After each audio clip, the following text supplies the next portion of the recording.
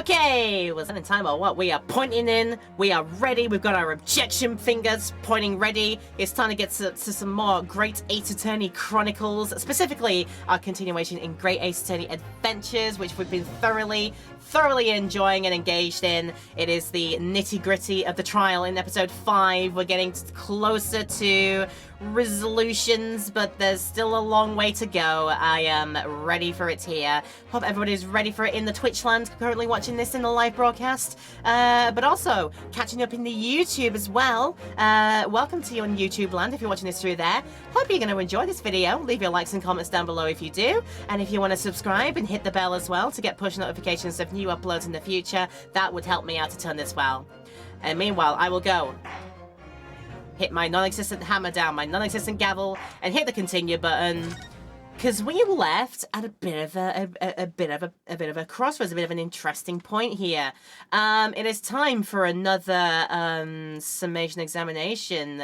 These people in our lovely jury, I say lovely in quotation marks, they're deciding again whether to make our dear Gina Lestrade, our client, whether she was guilty of a crime, and they've gone the bad vote. So of course we've got to try and change that mind again. So we find out what we got to do here. You also notice the eclectic mix of jurors that we have here. I say eclectic mix, but some of these guys I have seen before in various guises, and it just makes me think that this is an AU, this is an alternate universe of London, where only like 20 people max live in this town, because they crop up with the same juror people every single time. I've seen some of these before, and they're like just like, meh. What is that? What is that? What is the foreman looking over snidely at number 2 for? You see that? You see that? What are you being? You being cheeky, sir? Are you being cheeky, sir? Well, we'll find out if you're being cheeky, sir, when we find out your jurors' contentions. Why have you found dear old Gina guilty again? She didn't do anything. What are you on about? Once a rogue, always a rogue, I say. And different bleed towards law-abiding citizens. It's only 2 minutes we're found at the scene. I would say the whole case is done and dusted. You don't need a stereoscope to see the truth here. Every which way you look at it, it was that pickpocket. I never imagined its simple operation would cause me such grief. The accused attempted that on the previous day. I can see I'm in for a busy day ahead. I am ballistics expert. I have seen many shootings. There is nothing I do not know about guns. If you want to know about our tanks, you ask my friend Vladimir the Mouse here. The Mouse is also a ballistics expert, and particularly he is good with his tanks. It would seem there is little remaining room for doubt. I have to admit I was not about over by the argument put forward by the chap in the back. Is it? Okay, I'm hearing that a little bit. Maid wiping the table, the bench for the juries. It's just in that ear, which is very weird to me, but it does make sense. What'd you keep snidely looking down for? Sir, that's borderline on creepy. You gotta have a valid reason for this, otherwise I'm gonna find it totally and completely creepy, I hope you realize. But when that fell apart like a house of cards, I saw that I'd jolly well been hoodwinked. Did you really? Also, yeah, why'd you keep looking at this girl? You have a wife, sir. You have a wife who is also apparently the maid of your house. Please be reasonable, sir. Well, no more. Oh, courtroom is turning against me. It's not fair. Iris? That prosecutor's being mean. Just because Jeannie's done some things she shouldn't have done in the past, that doesn't make her a murderer.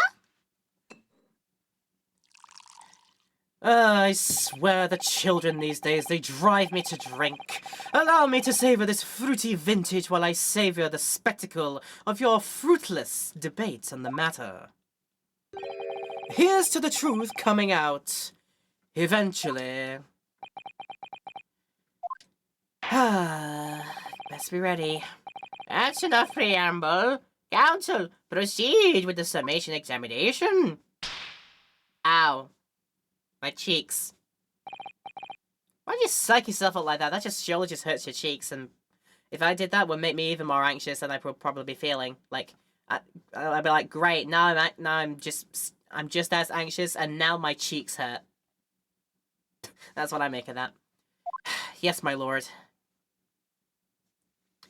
It is time for another rabble-rousing round of the defenses, but... Okay, let's see if we can pick up something straight away from what these guys are saying. Once a rogue, always a rogue. Different breed towards law-abiding citizens. I mean, she never had a choice in that matter, did Gina? She's just a little orphan ragamuffin. From a very, very early age, she had no choice in the matter. As only 2 bullets were found, I would say the whole case is done and dusted. Uh-huh. Don't need a stereoscope to see the truth. Each way you look at it, it was that pickpocket. Let's see. That simple operation would cause much grief. I don't know.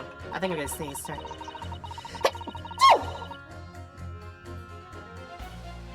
I did indeed sneeze. I apologize. The accused attempted theft on the previous day. I can see I'm in for a busy day ahead. A theft on the previous day? We talking about a different thing here? There's something I do not know about guns. Then... potentially... if I press either one of 2 or 6 in the matter, they may come up with something that will contradict each other later. But for now, let's just go through all of them in order, shall we? Our tried and true strategy of pressing everybody. Hold it! Just because Miss Lestrade has a history of pickpocketing, she must be guilty of murder. Is that what you're saying? No, well... Are all members of the British Army so quick to judge? We're shooting our shots here. I beg your pardon? Are you mocking Her Majesty's Armed Forces? The greatest military organization in the world? No, I'm simply illustrating my point. Making assumptions about people because they're a soldier or a pickpocket is wrong and dangerous.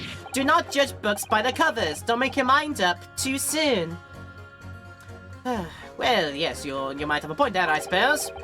But let's not forget the girl that's already shown she had it in her from before. She's clearly a criminal, so through and through. Can't deny it. When you say she had shown she had it in her, are you referring to this? Exactly. Tried to swipe that only a day earlier, Or am I mistaken? Not exactly. Given I was actually there at the time, it's hard to refute that. I've never actually seen the real thing. I can't wait to have a closer look at it. Oh yeah, of course.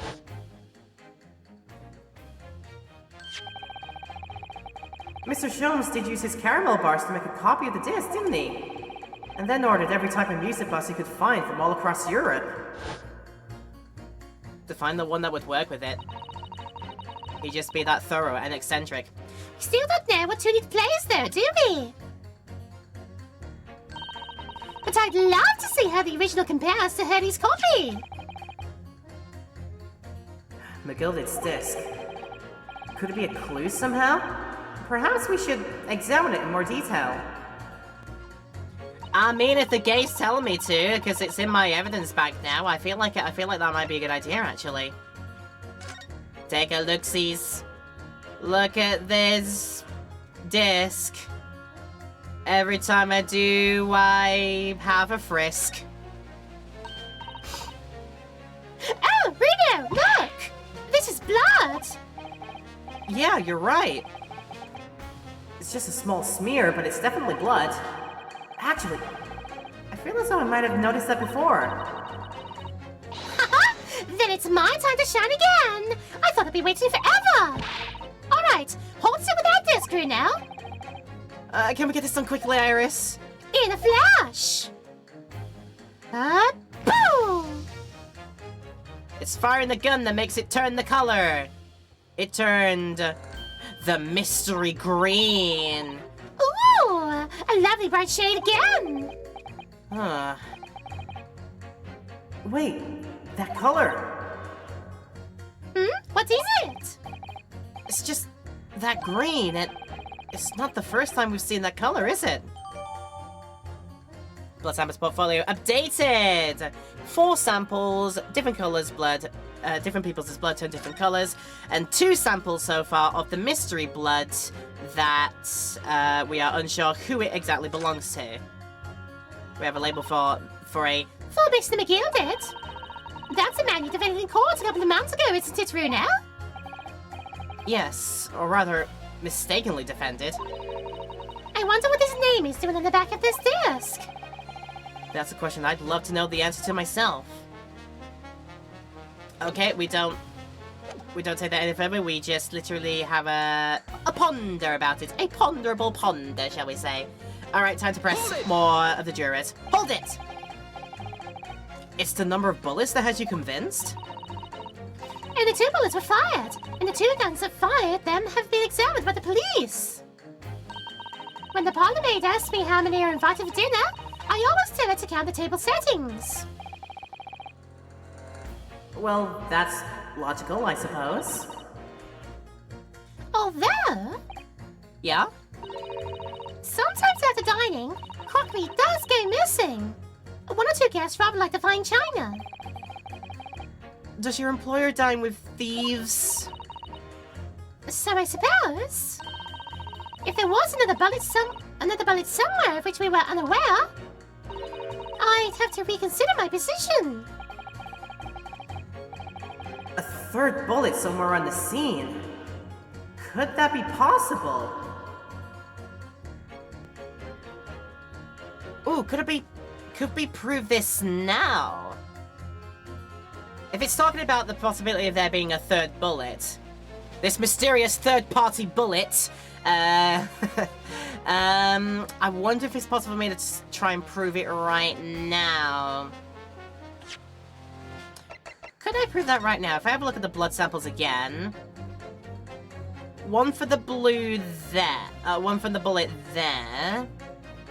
We of course would find another bullet in the back of our victim.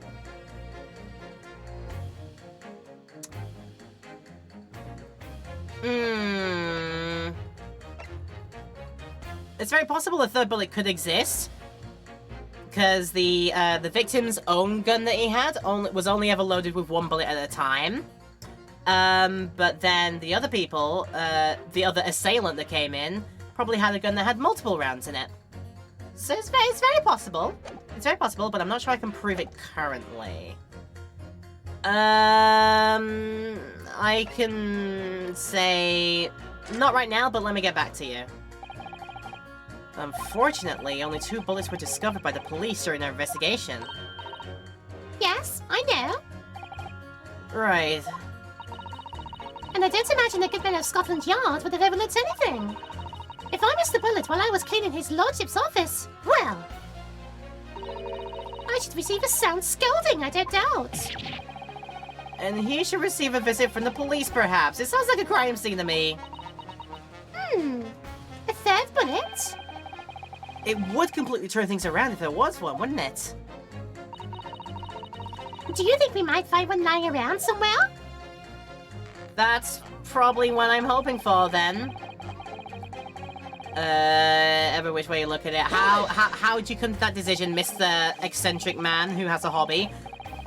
The equivalent of a Francis Bourgeois with his stereoscope. Okay, hold it.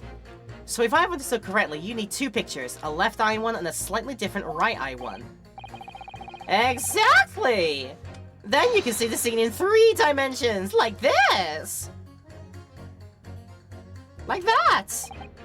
So, if we have 2 bullets, I don't suppose you can see anything useful with them?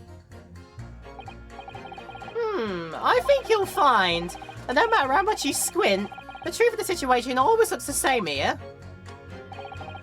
The only person who could have shot the victim is that girl in the dock. How can you be so sure of that?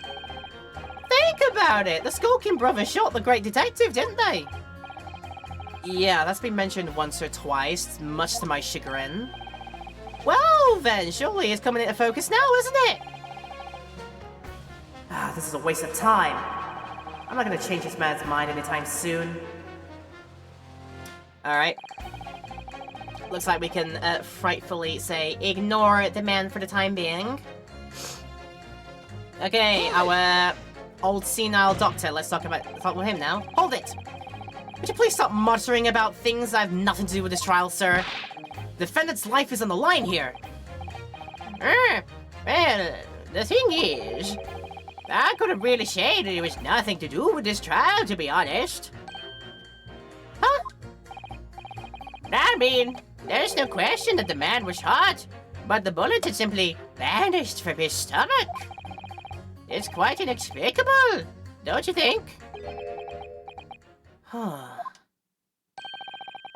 I almost don't want to ask, but this surgery you've been muttering about all the time, oh, you were operating on... what was the fellow's name? Is that Herlich? No, Herlock? No, Herlock?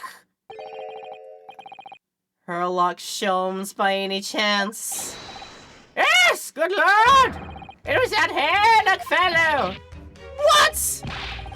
You're the surgeon that operated on Mr. Sholmes? That's right. Using the very latest anesthesia techniques, I might add. It was a very major op, I can tell you. Well, no wonder these Herlock's not quite right after it. My god. This is crazy! Let me see, that fellow was brought in not long after midnight, if I remember correctly. They said he'd been shot by some criminal or other, so I opened him up like a shot. But the funny thing is, I went over his insides with a fine-tooth comb and couldn't find the bullet anywhere. So I'm afraid I had to throw up my hands and just stitch the fellow back up. Oh, I hate to state the obvious, but... Yes?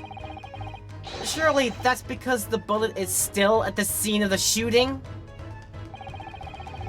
The counsel for the defense is correct, as is clearly shown in this photographic print.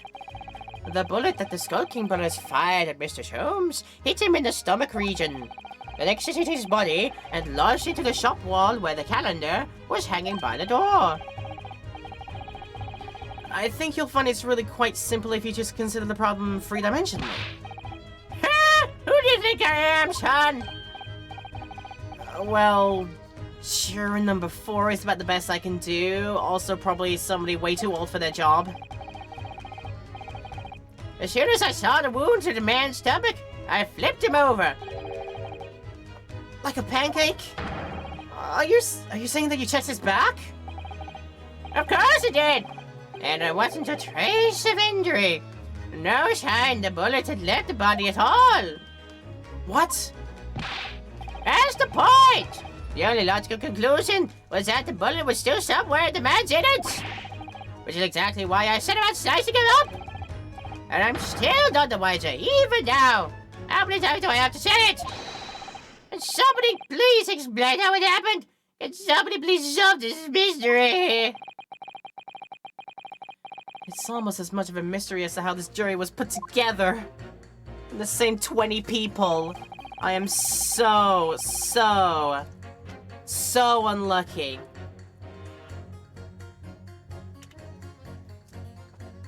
Why do I always have to get put with the weird ones? Oh, jeez. Okay, the mystery of why that bullet ended up is infuriating. Where's an expert when you need one? Okay, his testimony has changed, which I might be able to follow upon later.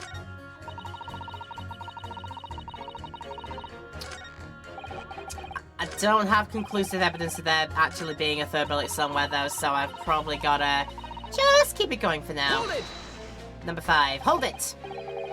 What do you mean you're in for a busy day? For God's sake, stop. Don't excuse me. Stop. I'm a communications officer. Stop. A communications officer? Does that have to do with sending telegrams? Everything from personal messages written by members of the public to latest news in the capital. I convert all the messages into Morse code and type data to the entire world electronically. To the entire world? Thousands of miles of cable under the sea. Stop. A worldwide communication network. Stop. Information transmitted to and from all corners of the globe. Stop. Yeah. She was getting equally worked up about radio waves or the like before, wasn't she? I specialize in communicating information from government departments and newspaper offices.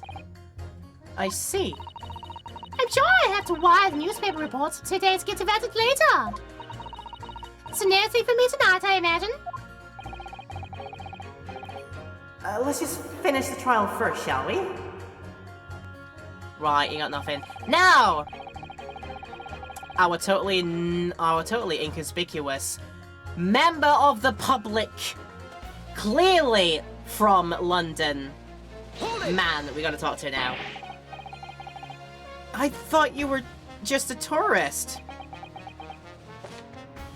Good day, I am visiting London for sightseeing. I would like to take bus to Crystal Tower, please.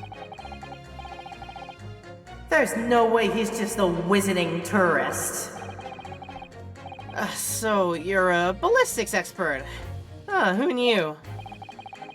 I have much experience with guns. Ah. I have lived through many, how do you say, extreme, violent, blood, Ah, extreme violent bloodbaths, perhaps? Yes, those. Extreme violent bloodbaths. I can tell you that my friend Vladimir here has seen some stuff, seen some things.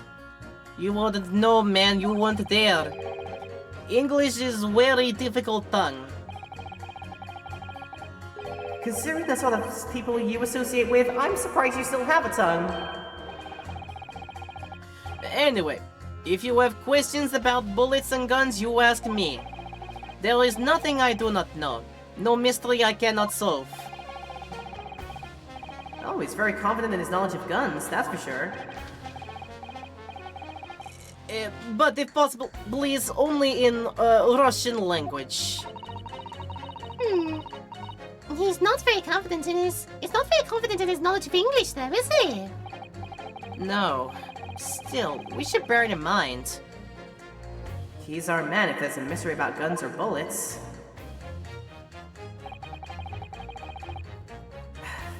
Van Zieks has managed to convince everyone. When you have eliminated the impossible, he said. But he hasn't. If we're gonna fight back, we need more material. And we have to fight back. We have to turn this trial around again. We gotta do it again. There's only 2 bullets were found at this scene. I would say the whole case is done and dusted. The mystery of where that bullet ended up is infuriating. Where's the expert when you need one? So, okay then. Maybe there is a point to make for us, pitting some jurors against each other. You're very, very confident in there only being 2, which would count the one found in the calendar, the one that killed the victim, and yeah, that would leave the mystery 3rd one that was used to try to assail Mr. Sholmes. So I think these 2 need to be pitted against each other. Objection. I could be wrong. These 2 statements clearly contradict each other. Yeah, sorry, old bean. Can't take that, a squadron leader. What? All fighting for the common cause, don't you know, my chaps? No way to contradict one another. Ah. I concur, Mr. Foreman. You refrain from personal attacks on the jury based solely on your own frustrations.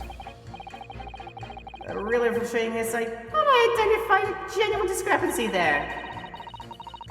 There are lots of questionable characters in the Gyarados Squadron. You might have to listen to what they had to say a few times before it starts to make sense. Yeah, I'm pressing them on anything that sounds suspicious. That's the way forward here. But still, should we really be labeling members of the jury as questionable? Well, okay, then I might have to actually forego that life. In fact, I will take that. I will actually take that as a as a valid loss of whatever, yeah. So, save it in the thing, so I'm gonna have to go the rest of this and only the 4 chances, unless I get the refill of it back. What about the doctor and the Russian? It could be. Well, you know, actually, what I never did, he changed his testimony, and I never pressed him on this testimony, so I think I've got to do this, and then we'll probably get somewhere. Let's try it. Hold it! Mr. Sholmes' surgeon is on the jury? I've experienced some coincidences recently, but this is ridiculous. I'm as surprised as anyone. But there's no question that Mr. Sholmes was shot? Well, that's what the police told me when they brought him in. How bad were his injuries, Doctor? He was in a bad way. He lost a huge amount of blood, you know. And I suspect he was shot at quite close range, too. Because his skin was badly burnt around the point of entry. Burns? As I said, I flipped the fellow over and examined his back, but there was no sign of an exit wound.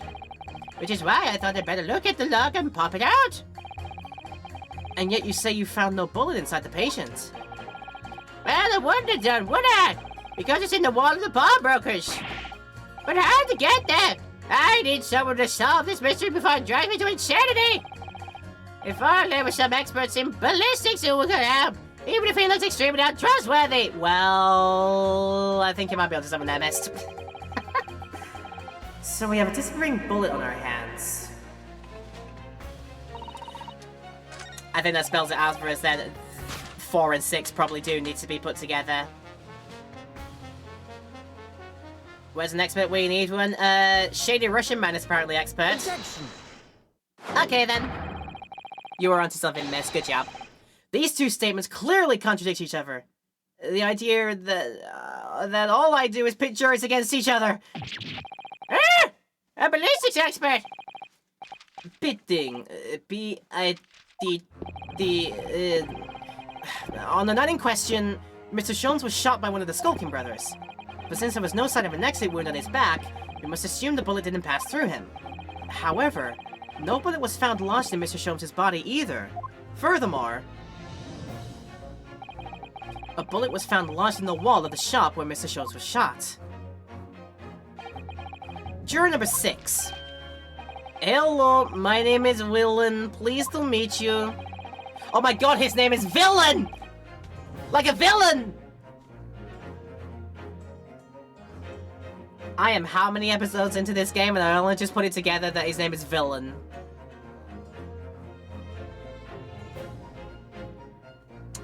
Can't believe this game has done this to me. I can't believe we've done this. Can't believe I've done this to myself.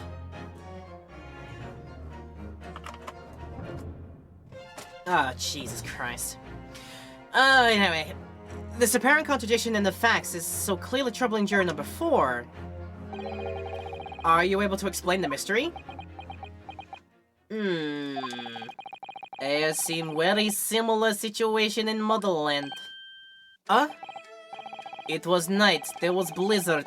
I was running away along mountain road in freezing cold. Oh, golly! The snow was piling high on both sides of road. It was very narrow and dangerous. My pursuers had hunting rifles, and they were on dog sleds. Mental note, don't ask too many questions. I'm not prepared to know the answers to all of them. I was shot from behind and I fell down in snow. And this situation was very similar to what they hear today from doctor. They could not find bullet in my body.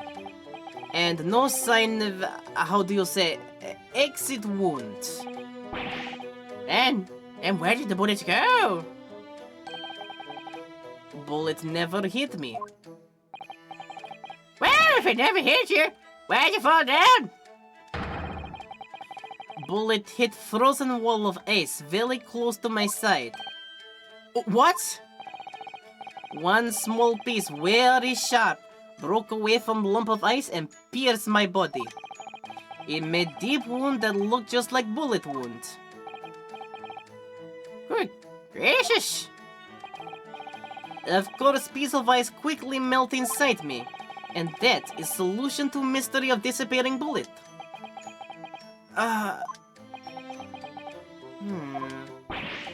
What is it? That doesn't answer the question at all! The shooting happened in the pawnbroker shop. Not some snowy mountain road in another country.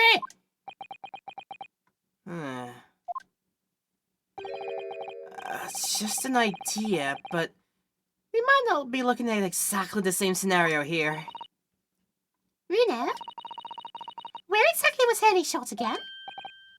According to the report, in his stomach. Sort of around this area, I think. Well, that's precisely where he always wears a little pouch on his belt. A pouch? Oh, actually, I might have noticed something like that. Well, beats me, I actually didn't. Yes, a pouch. It's where he keeps 3 glass vials of very dangerous chemicals that he uses in his investigations. What? Really? Doctor, where is the pouch Mr. Sholmes was wearing? Well, the fellow had nothing like that on his person when he arrived at the hospital, as far as I remember. If I may, Lord Venseeks?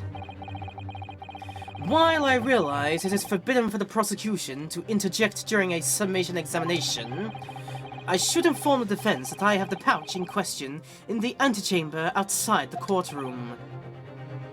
Huh? What?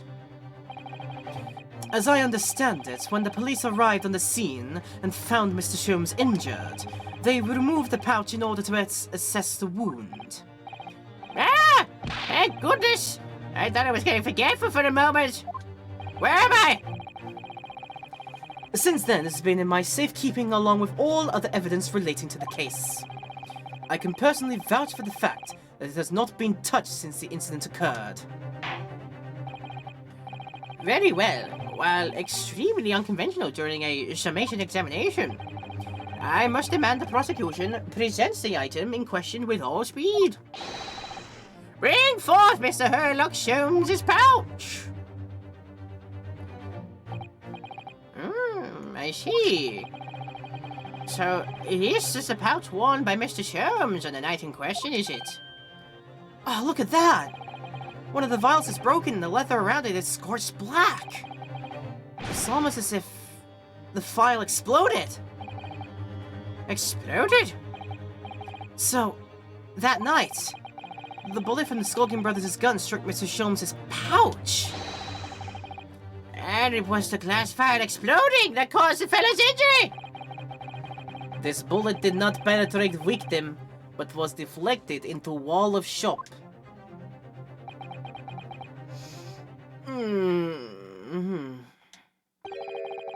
A delightfully complex aroma. Well, it would appear one mystery has been solved at least. Though it has no bearing on the truth of this case.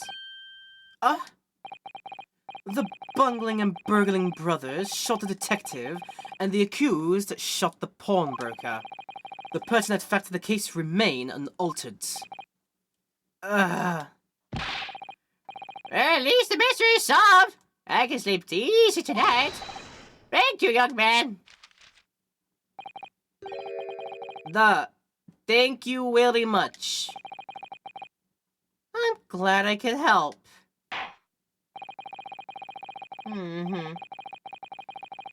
Due to his bearing on the conundrum just solved, the court will sequester this scruffy pouch as evidence. Honey's pouch isn't scruffy. Damn. I was not taking that line down. Sholmes' pouch, the one he was wearing around his waist at the time of the shooting. One of the last vials is smashed, and there are scorch marks all around it. Now, the summation examination. It would appear the defense is somewhat struggling to alter opinion, Please, my lord, just a little more time. After all, that's a new piece of evidence. It could be a valuable clue, and you can't afford to overlook anything here, Yunosuke. There's still a way to turn this around. Somehow. I'm sure of it.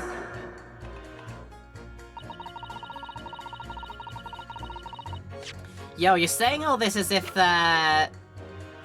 this has something to hide. Scary looks is... It does have something to hide!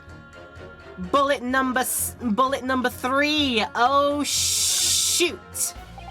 Which is what the gun does when it makes the bullet go into a hole. You shoot it, yeah. Oh, look, there's a hole here at the back.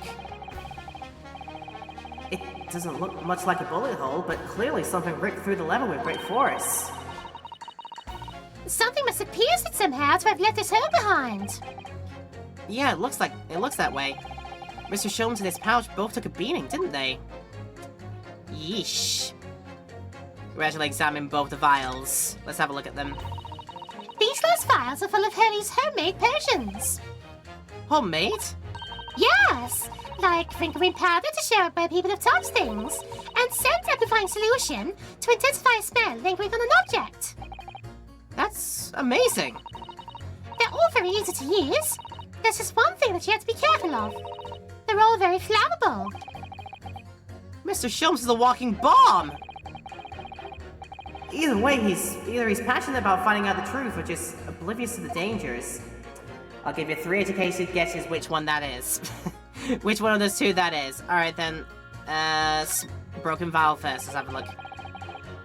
This vial's been smashed to pieces. Presumably this is where the bullet struck.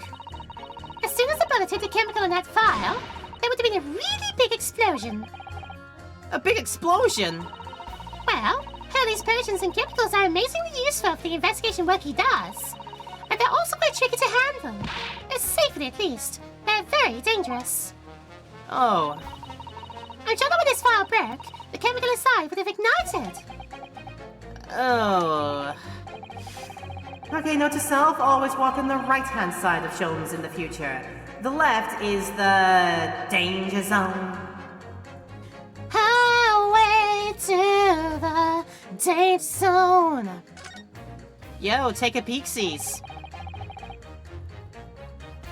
It's really scorched badly just here. Oh! The strap is broken! Look! This must be where the bullet hit then. Let me see. Alright, Ella, we got a lock on, Chief. We got it. What the? Iris, look! Behind where the broken vial was. Do you see it? Ah! That's the Skulking Brothers bullet! What a stroke of luck that it hit this pouch. Oh, this is an amazing discovery. And what this means is, there were 3 bullets fired at Windybanks at night. We found exactly what that jury was talking about! The 3rd bullet! It's time to press that juror again, I think. Okay, we have the 3rd bullet, which we discovered lodged in the Sholmes' pouch. It caused one of the vials to explode, which injured Sholmes. So now, we can have a word edgeways with Miss Number 2. And then afterwards, she's likely to change her reasoning. Hold it! Or at least change what she has to say on the matter. And then we could probably use that to our advantage later. There we go. We'll not be bothering to skip because, bothering to read again because I have already read. Alter my position. A 3rd bullet was something that could not be possible. I can prove it! Because believe it or not, I have it. Allow me to show you then. The 3rd bullet. Take that! Here it is. We discovered it just now. Yes! On the night in question in Windybank's pawnbrokery, another bullet was fired! Hold it! Oh, he's not even objectioning this time. What is this new trickery, you Nipponese conjurer? Where did you find that bullet? It was lodged inside Mr. Sholmes' pouch. What?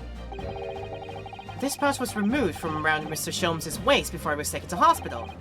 And since then, it has been touched by no one. Do you mean to say the shot fired by the Skulking Brothers that night? Yes. As your lordship has surmised, it hit this pouch. But that makes no sense whatsoever. We already know the whereabouts of the bullet fired at Mr. Sholmes. It's clearly visible in this photographic print. Ah! 2 guns from the scene have already been submitted into the court record as evidence. Yes, that of Mr. Windybank and that belonging to the Skulking Brothers. An examination of both guns revealed that only a single bullet had been fired from each. Ah! But that must mean... That's right. We now know that on the night in question, 3 bullets were fired. However, only 2 bullets were fired from the guns recovered from this crime scene. And until that incontrovertible inconsistency is somehow explained, we cannot and must not pass judgment. Ah! Ah! Stake in the heart again! Order! Order! Order! It's time for a recess! In the stream, that is. It's time to take a break here. Just notice what the time is. It's getting close to nap time, so I might as well run it now and let you have a bit of a rest. People in the Twitch stream, it is time for you to take your mandated break while we run some ads. Don't worry if you're in the YouTube video and hopefully enjoying this YouTube video as well, because we'll be right back to the action straight away, no questions asked, because we'll have cut out the breaks and our highlights as per usual. So yeah, we'll be right back to find out some more about what we're doing here in just a short while. Also, hello Julia! Coming in right for the break time, unfortunately, but I'll be sure to catch up with you afterwards as well, as with everybody else in the stream. And for you in the YouTube video, we're going to take our break here, and I'll see you in a few minutes. Alright, hello again. Game's done the thing again where I click out of it, but it still assumes that I click to progress through the thingies here. But we can prove that we basically missed nothing in if we look at the history. The last thing we'd said was say, order, order, and that is literally the last message, but yeah, we just accidentally skip forward through, because sometimes it does frickin' things when I try and focus out of it, or click out of it, it just still does weird things, but nonetheless.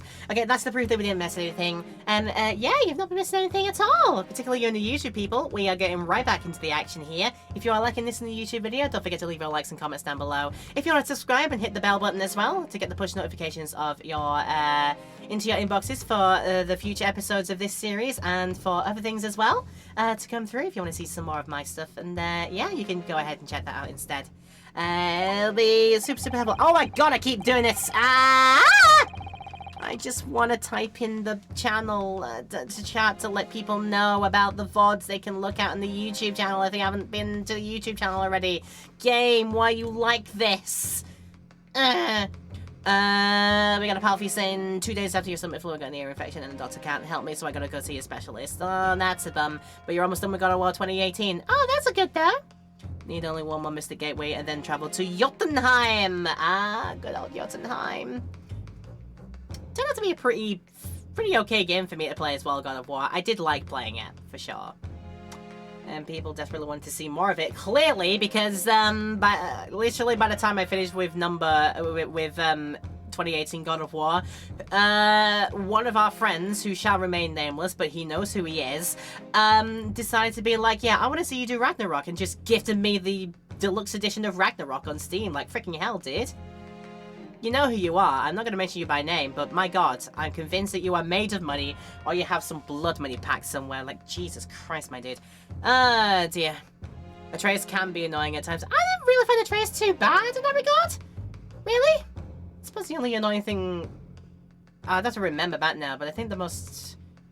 I don't know, the annoying thing for me... was... Man, I'm really have to think what was the annoying part of it. Yeah, I don't know. I didn't find Atreus that bad of a helper, really. Like, I pick all the things that like when I picked my best, what I thought to be the best moves for him, I just stuck with that for the entire game, and I got so used to it that I think maybe my opinion of the boy is not as skewed as others, I guess. When it was on his god power trip, it was the worst. We're talking about that, aren't we? Yep. Of course, I have played through it all, so I know what you're talking about now, so yeah. It just made for it. He was in his angst phase, you know. Child's on hormones, you know how it be. Anyway, let's catch up with the lines here, because this game just behaves weird when I try and focus out of it. Okay. Well, this summation examination remains incomplete. The court has been presented with new facts. Facts would appear to shake the very foundations upon which this case against the defendant has been built. Ugh. As is my prerogative in this situation, I hereby temporarily suspend the summation examination.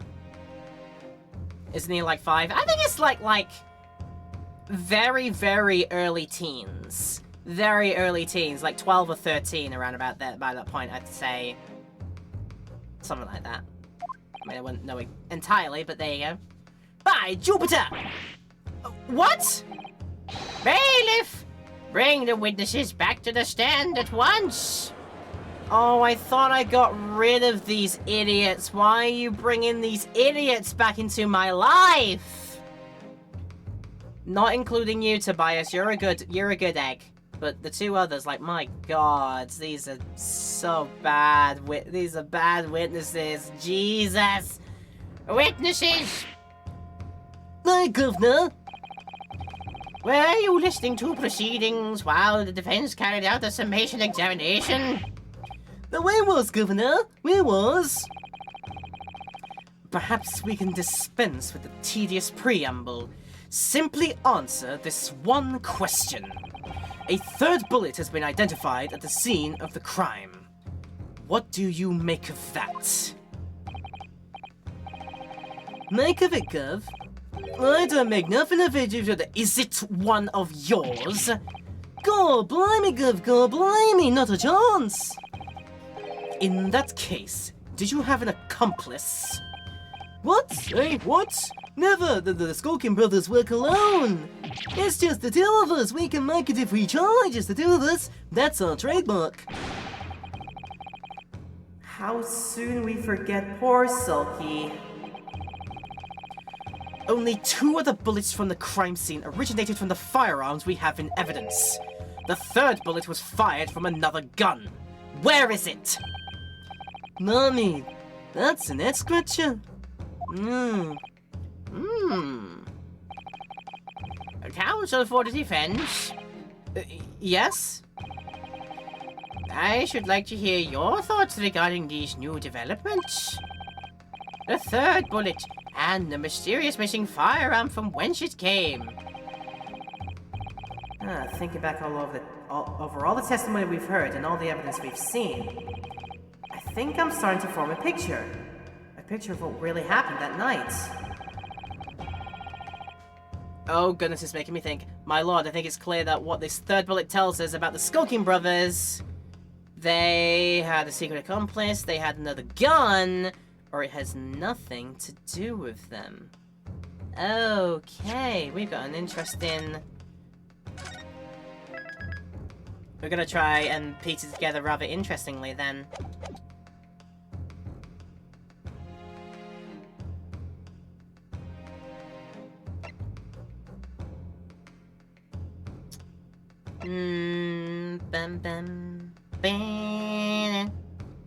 So they only had the 1 gun on their hand, and they fired only the 1 bullet, which then makes it look like that potentially...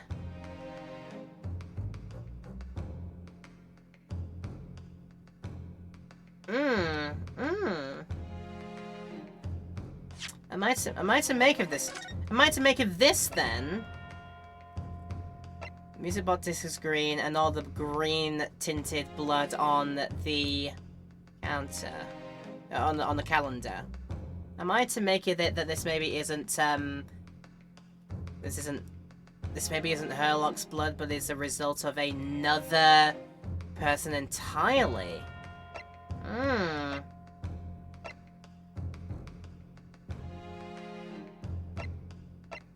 I'm just wondering how much. I'm just wondering that how much like, once it ended up from there to there, because what we reported from Herlock's injury is that it seems like all the viscera and all the blood from it was entirely local, because it was pretty, as it said, it was point blank, and it resulted in an explosion, and the explosion, that's the result of that's what resulted in his injuries. So... Are we now to assume that these guys just fired a gun in blind panic? Or maybe the gun they fired in blind panic ended up being the one that took out Hollock Jones's vial. So, what am I to make of this? That's not the beginning of the case. They're just the people involved in trial. We can do an examine, can't we? We can have a look around.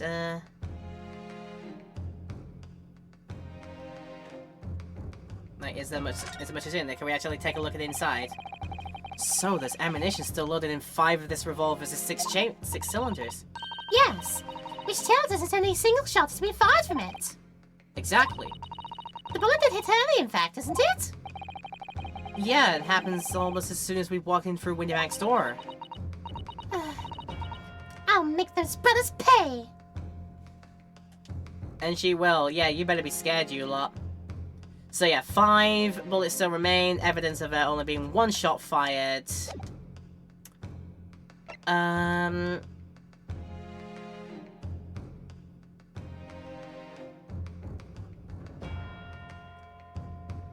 We can take another look at this one again, which proves there was only ever one thing loaded in it. This is Mr. Windybank's gun. The cylinder is completely empty. Mr. Windybank always used to keep his gun to hand on the shop counter. Yeah, but only ever with a single bullet loaded, I understand. That's right. To keep all the pawned articles that were in his care safe. But his one bullet was fired that night and the poor man lost his life. Was he protecting his shop, I wonder? Trying to keep the articles safe? Who knows? Like, who rightly knows?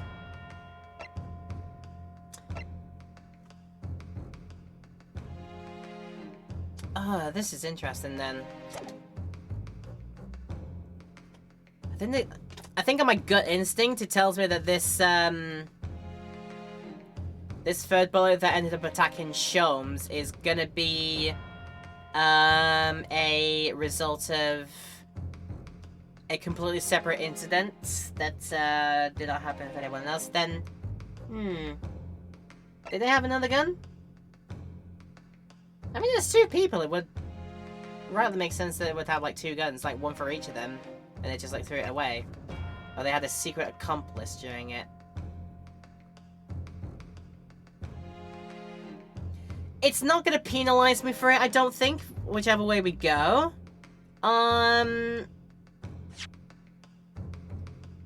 Do we know somebody on the case here that has that could have a reason to either be an accomplice with them or accomplice with them in quotation marks, maybe do something in ulterior motive? Stealing his redemption ticket, because he clearly wanted the ticket for the... He clearly wanted it for the... What is in it? So far, so far you're the only other person who seems to have a hand in some kind of a motive for wanting to go to the shop, and maybe you were in cohorts, or maybe you hired these 2 nincompoops along with you, so...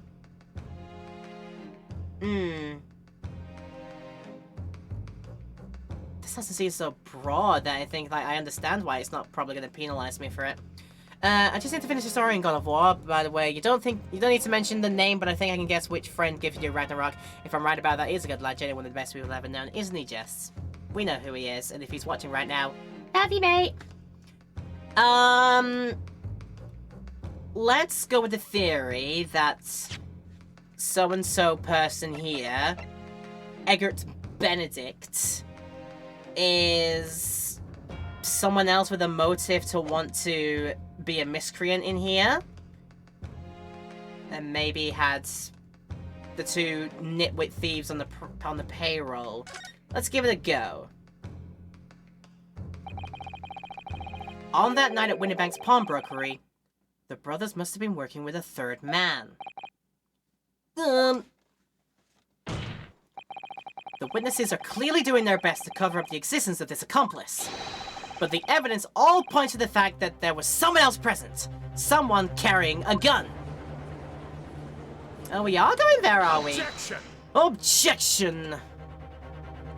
No, wait, I want to drink first. An accomplice, you say? Pigswill. Huh? These protracted proceedings have already forced us to endure 2 summation examinations. Yet in all that time, there's been not a murmur of a third man. If this apparently wraith-like being exists... Ow, my hand. The court must be shown hard evidence. Without it, this fantasy will be crushed. Ah! The prosecution demands answers on 2 counts. Firstly, proof, evidence, that this accomplice was ever at the scene of the crime. And secondly, the identity of this spurious character. The Skulkings are lying, I know that. But how can I ascertain the identity of the person they're hiding? Well, Counsel? I'm supposed to prove the existence of his accomplice and reveal the identity, even. In response to the prosecution's demand, my lord, the defense is... Let's double check. I can definitely probably answer second part of that because, like I said, I think you've got ulterior motives under you, Mr. Eggert. But then the evidence of which...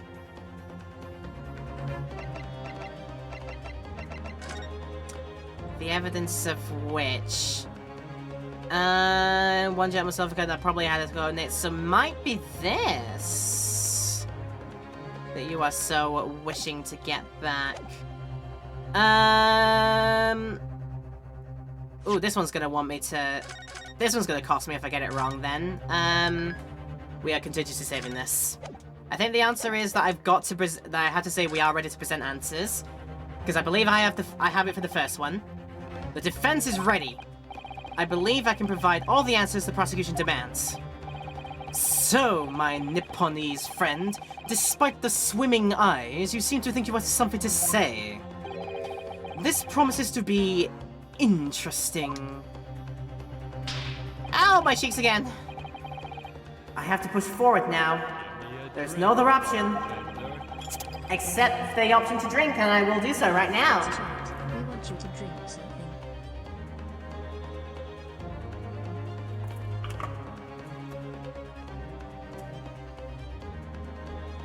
That's one bottle done away with, but don't worry, I got a second. We're good. We're good. Thank you for the redeem, Palthea, keeping me in check. Of course, everybody else, make sure you're staying hydrated as well. It's very important. Water is good, y'all. Okay. I need to use every piece of evidence available to me if it will make a difference. In that case, Counsel, I would ask you to present the evidence without delay. On the night in question, in the moments leading up to the death of the victim, what proof have you that there was a third intruder present at the scene? Oh! This unknown person who somehow got their blood everywhere. I think... Suddenly turn my thinking around, I think that does make sense now. So let's try it, shall we? I have contingency saved just to make sure, but I think it's this. The evidence is right here in this portfolio. By Jove, that portfolio again, is it? Do you expect the court to rifle through your papers itself? Be more specific. Ah! You claim one of those blood samples proves the presence of this third intruder. Well, which one is it? Oh my god, which one specifically? Definitely can't be y'all because you were long gone by this point. And you're victims, so that doesn't make sense.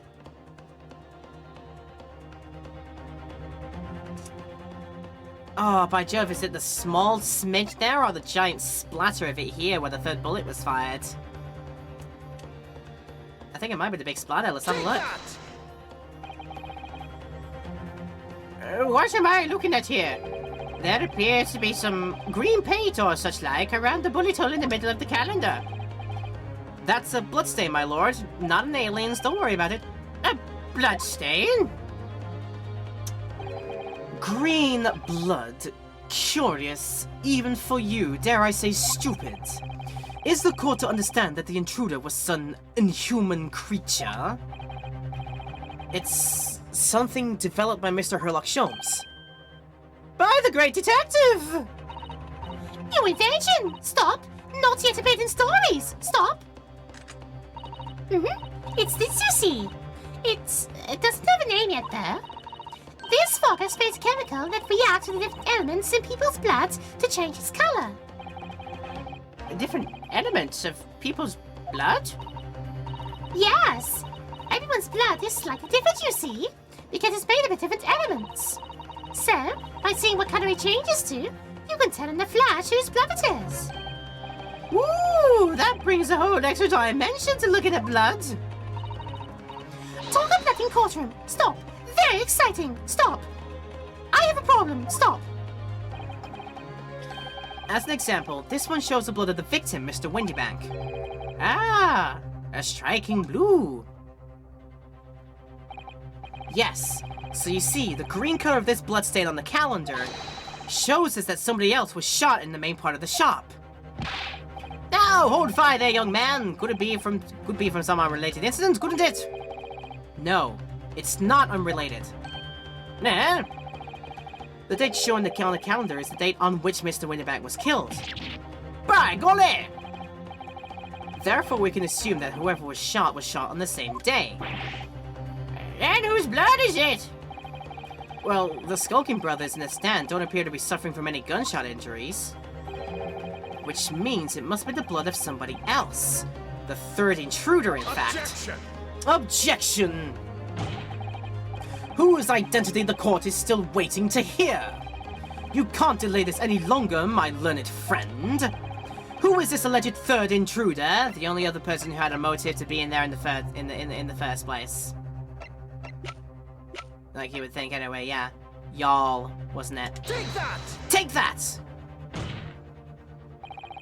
The man's name is Eggert Benedict. Eggert Benedict? Who on earth are you talking about, Counsel? He pays a visit to Windybank's pawnbrokery on the afternoon before the incident took place, when the accused attempted to deceive the pawnbroker into releasing this article into her possession. That's right. The man identified by the defense, Mr. Eggert Benedict, then attempted to take the article from the defendant by force.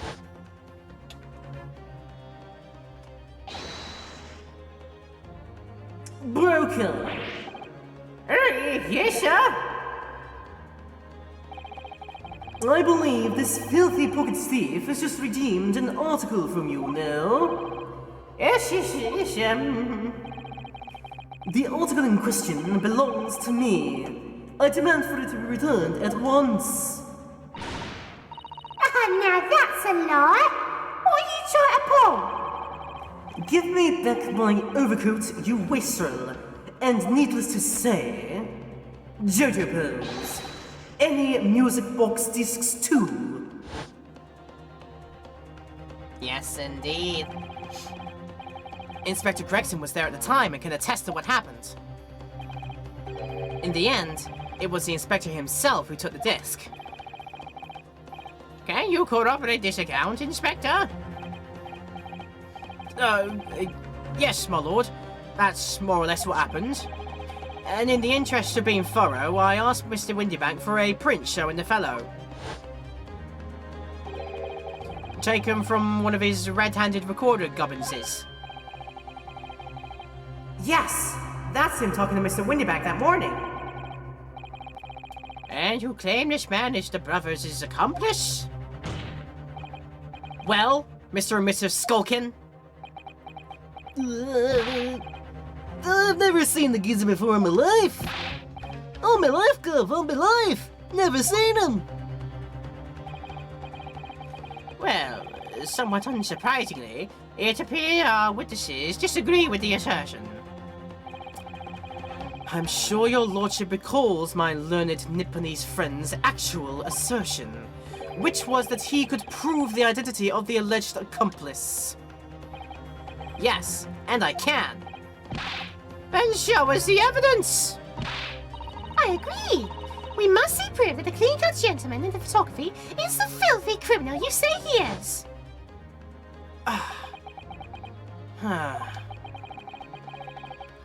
This is the last piece of evidence. I have a feeling that something has been missing in this trial from the very start. But now, I'm gonna drag it kicking and screaming into the courtroom. Are you ready to present your answer to the court then, counsel? Yes, my lord. The defense will present the evidence now. Proof that the man pictured in this photographic print was in fact the person struck by the third bullet. Proof positive indeed, huh? What is the proof positive about this, then?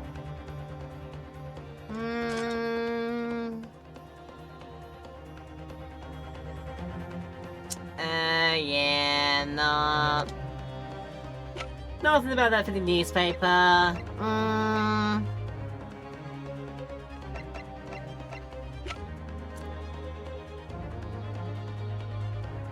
Would it be the disc itself they really desperately wanted? Seems like that maybe he probably actually did abscond with it at the end of the day. I never did have a look. Yep. Alleged offense. Okay, that's fair.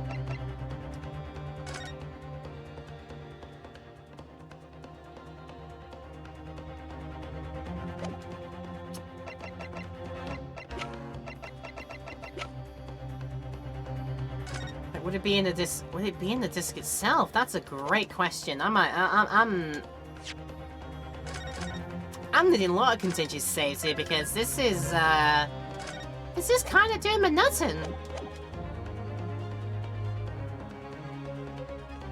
I'm trying to think about this logically, and the only place it's taking me logically is like the fact that he wanted the disc himself and that it ended up being found.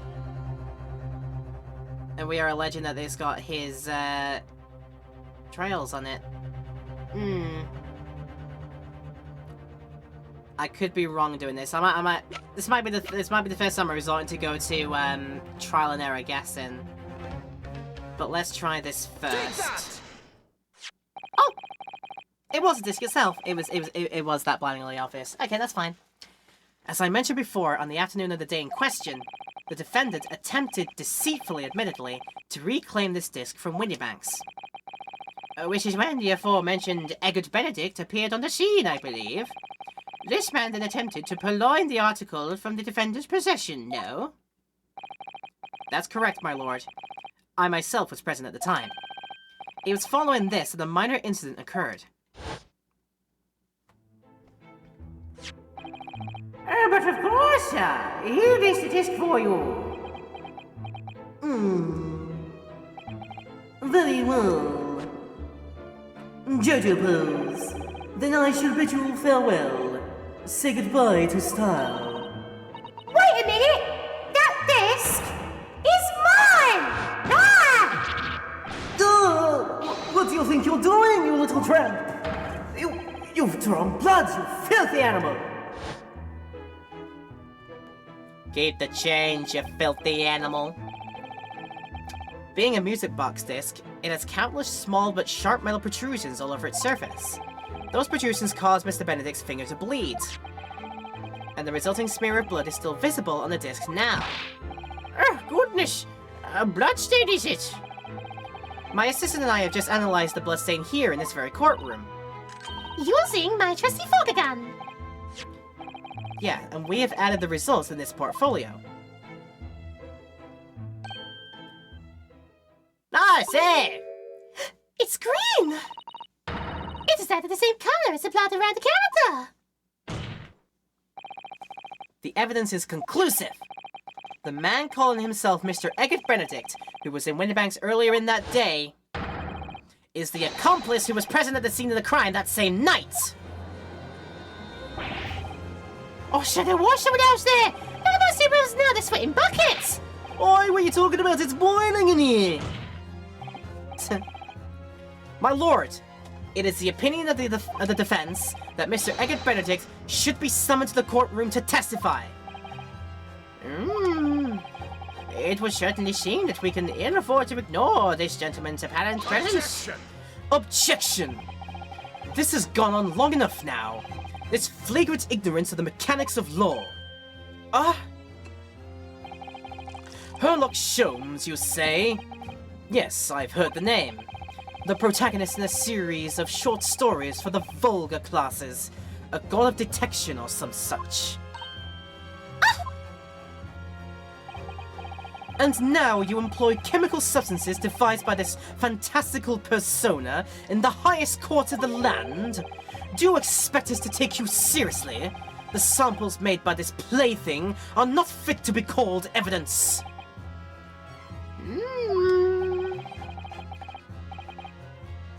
Van Siegs is absolutely firing shots now, it turns out. So the bloodstain turned a shade of green. What of it?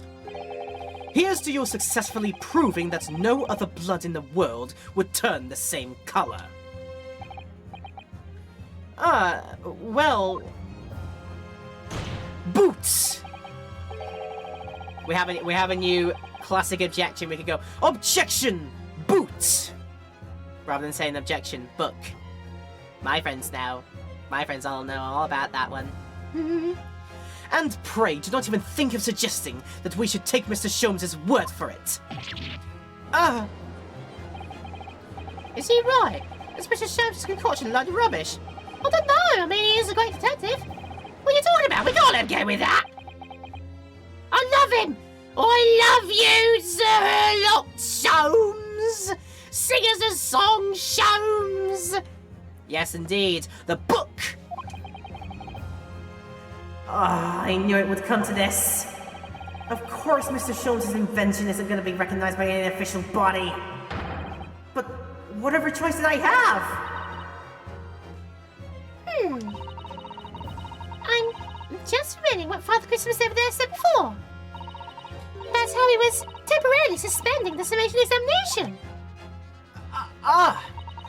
In other words, the examination isn't over yet, is it? Grief! What did you just say, young girl? And in the summation examination, the decision as to whether or not the trial continues is in the hands of the 6 jurors, isn't it? So the way I see it, it doesn't matter what certain other people think of Herbert's invention. At least, not for now. Yeah!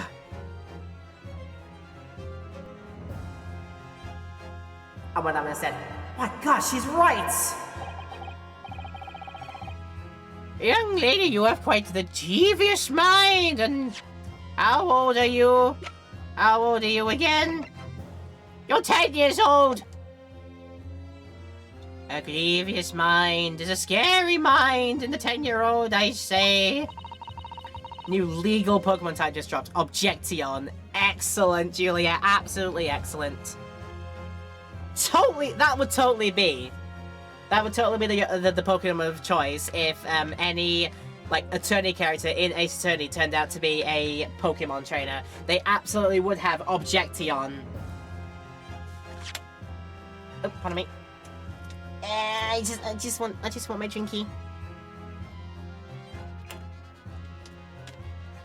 And pray tell, what would the typical Pokemon move of the legal type would that be? Like a move that is type legal.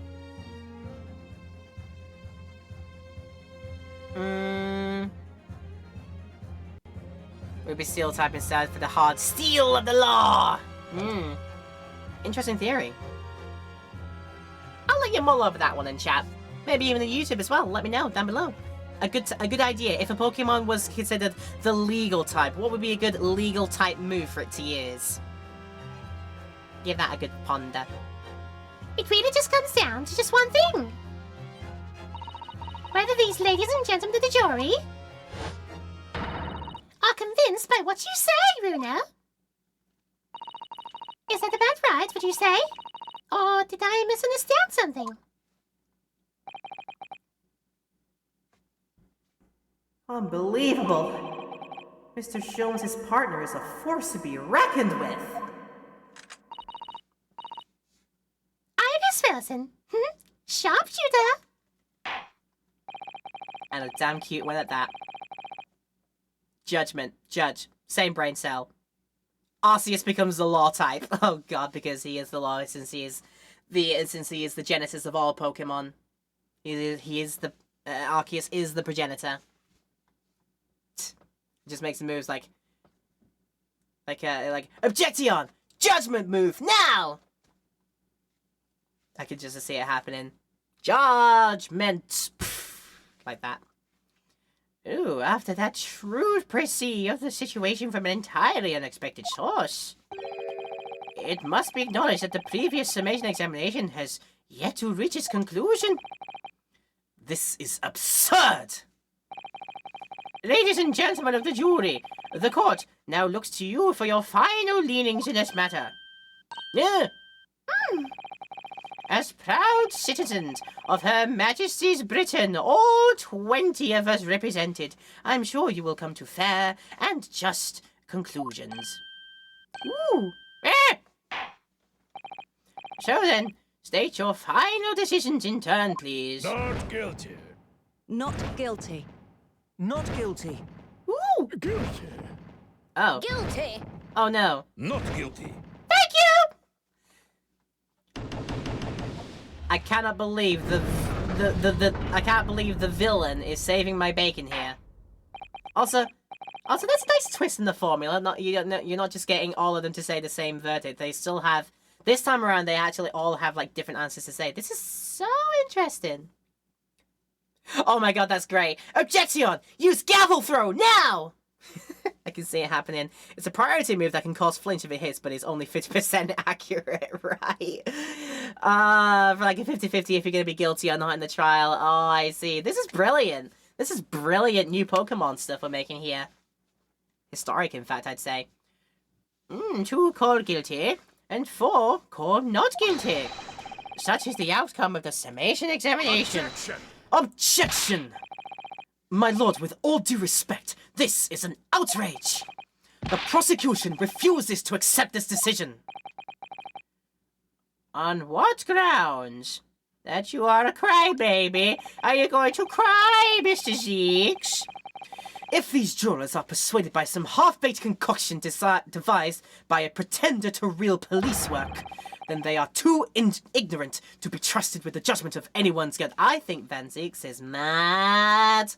I think he 200% mad, bro. You getting angry right now? I'm sorry, Lord Van Zeeks, but yes, you are a crybaby, and the outcome of the summation examination cannot be ignored. This trial will continue. Ugh! Ah! Stake in the heart again! I swear I'm not gonna go get rid of the vampire labels, am I? Nevertheless, we find ourselves in a rather awkward situation. The defense has very reasonably requested the subpoena of a new witness. But sadly, I fear that will be impossible. What? I thought Edgar Benedict was a silly name at first. It turns out that could be an alias. Or a hidden identity, like this person is concealing their identity under a silly name. I should have seen this coming. If you want to swap out the Pokemon mid-fight, Objection calls a surprise calls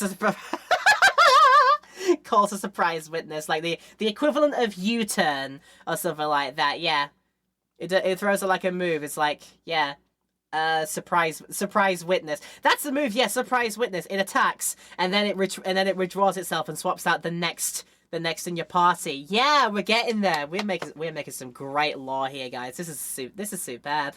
I love it. I love it so much. What?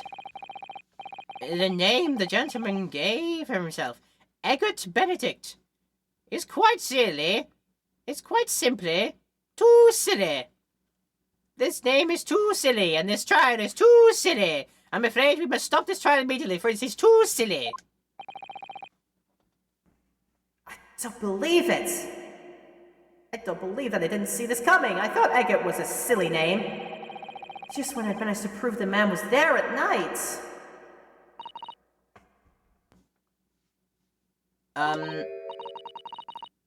Could I say something? Who was that, please? Who spoke? Oh, it's you! Okay. It was juror number 5. It was me, my lord. Juror number 5? Ah! There's it. There's your one Mambo number 5 joke you're gonna get from me. There you go. Turnabout counter has to be hit by a move, but then deals damage back to the opponent twice as bad. Ah, yeah. If it's a move that is it's a move doubly effective, if it is second to go, and you are hit. Yeah, if you are hit by an offensive move, not by like a status move. Like a purely status move, like, I don't know, like, Confusion or something like that. No, Confuse Ray. If you get hit by Confuse Ray, or Tail Whip or something like that, yeah. So not a move that does any, like, physical, like, status ailments. It has to be an actual, like, damaging move. If you get hit by one first, then the turnabout counter becomes, yeah, two times, deals double the damage. Or 1.5 times damage or something like that. We're doing it. Call Game Freak. Call Creatures. Call Junichi Masuda. I'm not sure if he even works on Pokemon games now, but call him anyway. Because then he can tell Game Freak to be like, yo, do this. We're gonna add, yo, check this out. We're gonna add the judge typing to Pokemon now. It's gonna be great. They're gonna have moves like Turnabout Counter, and then one of the gym leaders is gonna be a judge or a defense attorney, and is gonna have a new evolution, and it's gonna be called Objection, because like objection, you know, and yeah, they're gonna be strong against psychic types. And then possibly weak to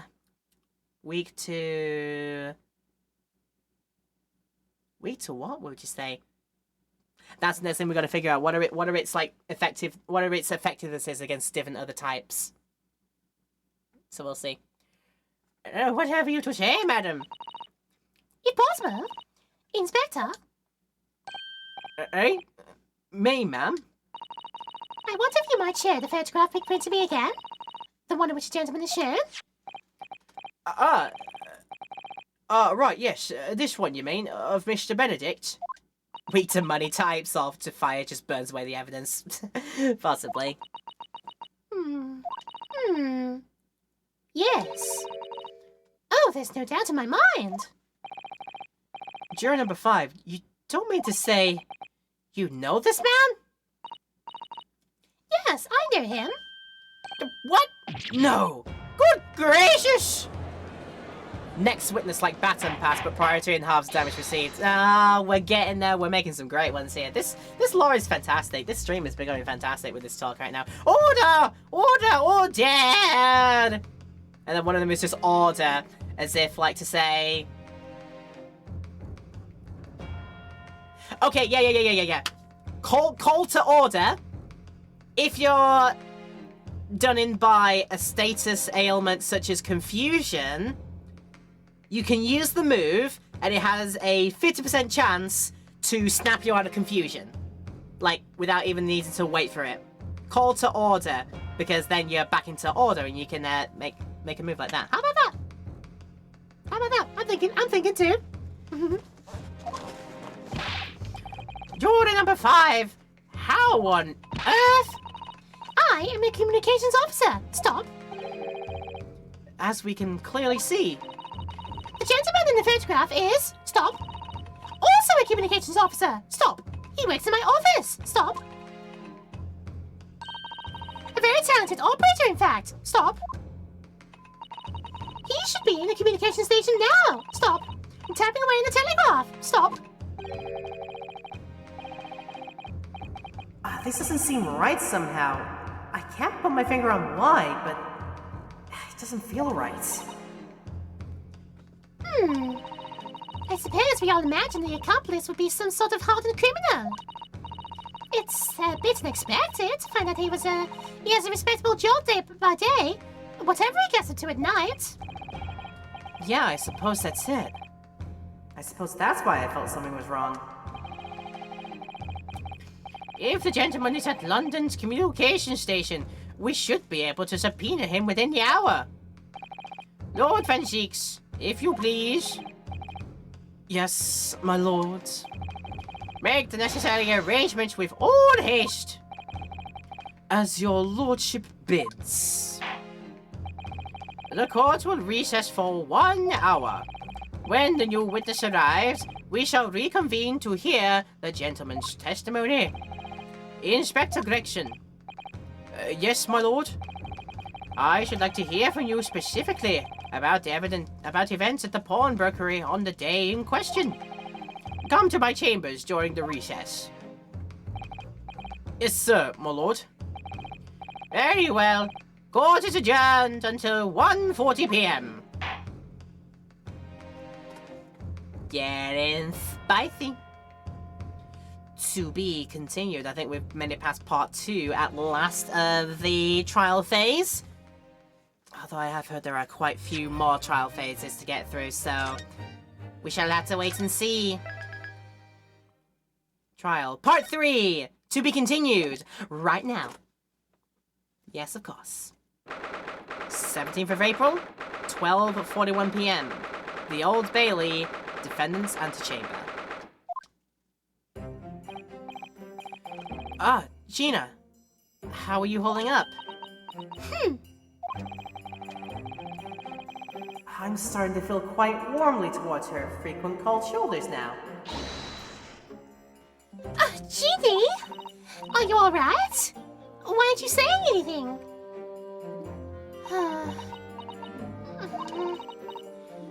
What's the point, eh? Walk out to all this trouble and fight so hard for the likes of me? What? Well, you saw it. That picture. What picture? You mean this? The photograph taken by Hurley's red-handed recorder? Well, I didn't think you would have captured a scene like this, that's for sure. It's hopeless. Anyone who sees that's gonna think I did it, ain't they? Well, I won't pretend it wasn't a bit of a shock when the prosecution first presented it to the courts. Sure, you gotta have your doubts about me now. You can't still think I'm innocent. Well, of course I can. And through gritted teeth, yes I am. Ginny, why did you talk to us? Tell us what really happened that night. Runa's cleverly managed to piece together a lot of new information. But still, we'd really like to hear it from you. Jeez. All right then. It was odd that we had that dinner together at your place. Right, Iris? And we all had a chat up in your office, didn't we? Yeah, I remember. Do you remember? Pepperidge Farm members. After that, I just couldn't get to sleep. So I slipped out and went down the street to a 2-to-1. To Windybank's place. So I had to know. If Iris's story was there or not? The Hound of the Baskervilles? I don't know what it's about or nothing. But if you ask me, there's something in it that Shums don't like. Something what he didn't want people reading. So that's why he lied to Iris about sticking it in luck with Windybanks for safekeeping. At least, that's what I thought at the time. So you broke into Windybanks? I just had to know if it was there or not. I mean, I had no idea all that was going to kick off, did I? I struck the lock and stuck inside. It was dark as you like in there. So I gave the eye lamp and the counter a bit of wick. And that's when... What do you think you're doing, Mystery Vice? And then Gina goes, Ah! I nearly died, I did. And next thing I knew... Ah! I grabbed the gun off the counter and was waving it in the air like... I don't know what.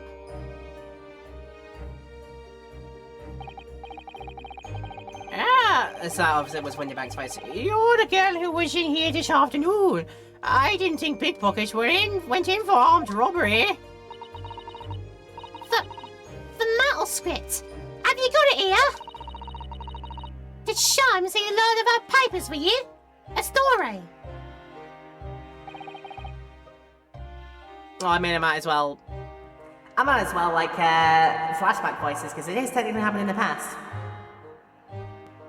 Gina sounds like a Doctor Who character. Yeah, so what I'm trying to do is, my friend group have done a playthrough of Professor Layton versus Phoenix Wright, and I volunteered myself to come up with a voice for little Luke Triton, the little kid in the blue cap.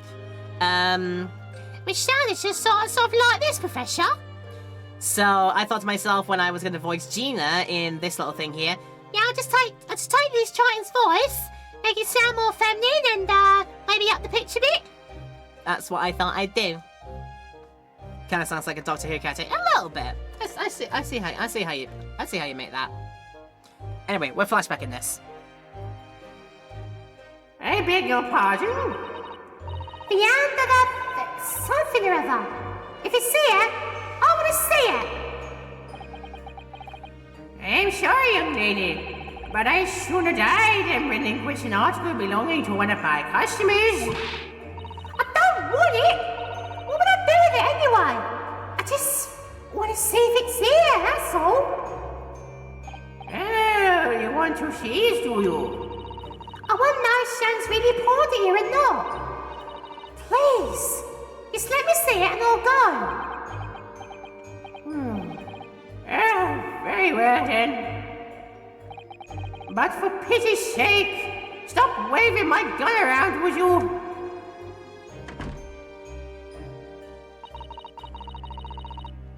So then the alcove unlocked the storeroom door, and we both went inside.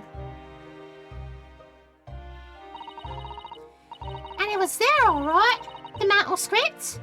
Shams weren't lying after all. You did all that just to check for me, Ginny. Anyway, then there was a bit of a kick-up out in the main bit of the shop. Skulking brothers arriving on the scene, yeah. Oh, what was that noise? Oh, someone's breaking in. Oh, dear me, is there some burglars convention here tonight that I don't know about? I think I forgot to shut the door behind me. Sorry. I better go take care of it. Could I possibly have my gun back? Well, I'll come with you, Anne. Now, don't be foolish, young girl. You must stay right here. Don't leave this room under any circumstances. And with that, he took the gun out of my hands and walked back out into the shop. I am back in the storeroom, like he said, straining my ears in the dark to hear what was going on. Sounded like they got a bit of a scrap. I started to think I should help, see? So I was just about to go into the storeroom myself when... Bang, bang. Brilliant Foley on display here, as usual. As usual, I say. I heard a couple of shots go off. 2, I think. Almost at the same time. And then there he was, right at my feet. Lying face down on the floor. I was right next to the storeroom door, so I slammed it shut and locked it quick as you like. Because you thought whoever had shot Mr. Winniebank might come for you? Yeah. So I went to grab the old cove's gun. I figured I'd put up a fight at least. But when I got a better look at him, I knew.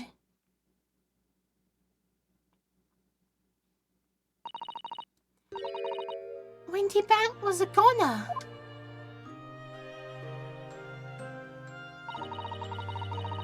I felt funny in my head all of a sudden. Kinda dizzy. And after that, I don't remember nothing. That must be when you passed out, Gina.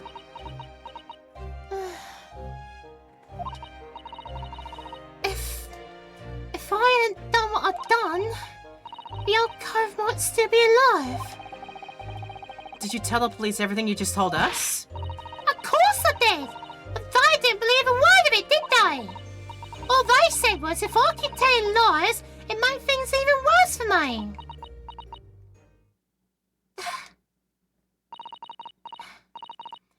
It'll be alright, Ginny. Don't worry. Just stay strong a little longer. Runa's about to put the real culprit for the mill.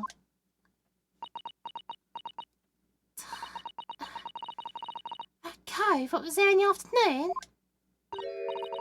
That Egget Benedict?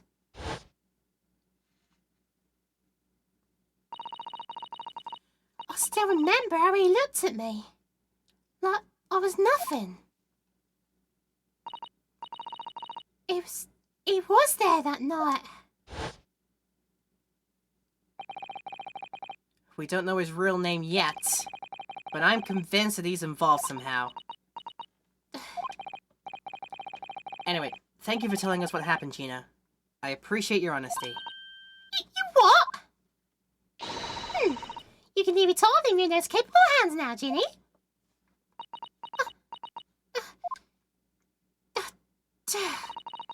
Mr. Naruto, Yeah? how come you trust me? I don't get it. Gullibleness? Maybe? I mean, have you forgotten what happened here before? Come on, it was only 2 months ago. Me and Mr. McGill did. We told you our pack of lies. And you got the bog trotter off with him. Even though he was a killer. No, I could never forget that. Oh, I did what I thought was best at the time. But the pain of that error of judgment doesn't get any easier to bear. Still, don't forget that I also made you a promise. I told you that I'd be on your side to the bitter end. No matter what. but what if I'm lying? You could be working to get another killer off the yacht for all you know. Then why did you tell me the absolute truth of what happened? Your, like, actual lived experience of it, Doy? Why'd you do that? I was once in your position, Gina. I was the accused in the trial. You were? Before I left Japan, I was accused of murder. And strange as it might sound, the circumstances of the crime were pretty damning. I was sure that no one would believe me if it wasn't me who'd done it. Oh, Runo. But there was one person who stood up for me, who believed in me and was prepared to defend me. My best friend. We'll get the emotion pouring out of him, I think, when we come back after a break, because I've just noticed what the time is. We're getting awfully close to the outbreak time. So yeah, we will pour some more emotions and tug at your heartstrings when we come back after our break for people in the Twitch stream. But for you in the YouTube video currently enjoying this, hopefully, we'll be right back to it. No break in between, because we'll look at it all out. But yeah, stream peoples, it's time to run the ads. I'll see you back here in a few minutes. How you doing, everyone? I did it again, you see. Focused out the window, and it assumed that I clicked in the window to move on to the next bit of dialogue. It's a bit fiddly this sometimes, but let's do the proof of the pudding that we missed nothing from where we left off. The last thing we said, literally, my best friend. And now we are doing the reminisce. Yunosuke, No one believes in you more than I do. Leave this to me. All you need to do is put your faith in me, and I'll do the rest. I was so happy that I cried. But even then, somewhere inside me, I couldn't help thinking, surely he doesn't really believe in me. Not completely. But I was wrong. That was just the kind of man that Kazuma was. As soon as my trial began, it was obvious that he had an absolute, unwavering belief in me.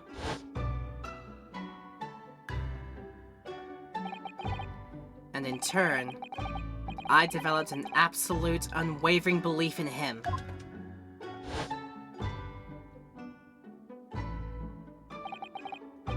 Since then, I came to realize, if you want someone to believe in you, you have to believe in the other person first. What are you saying? I promise you, Gina, that no matter what happens, I'll keep believing in you. So you don't need to worry. I won't let you down.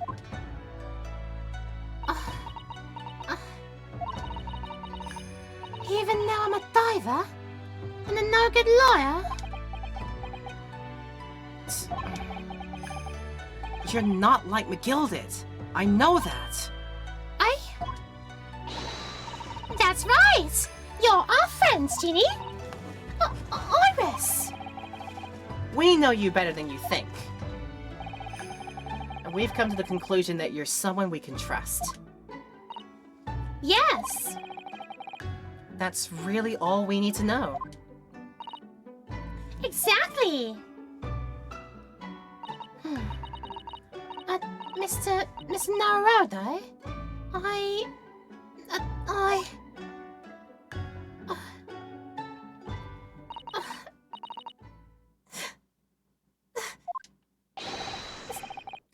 Defendant Gina Lestrade and our legal representative.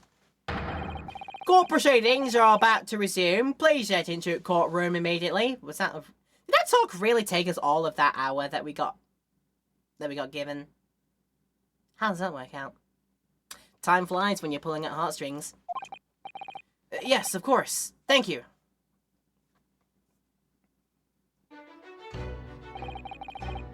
I've been both a defendant and a defending lawyer in my time, so I knew only too well just how hard it was to put all your faith in another. And I also knew just how hard it was to bear the burden of another putting all their faith in you.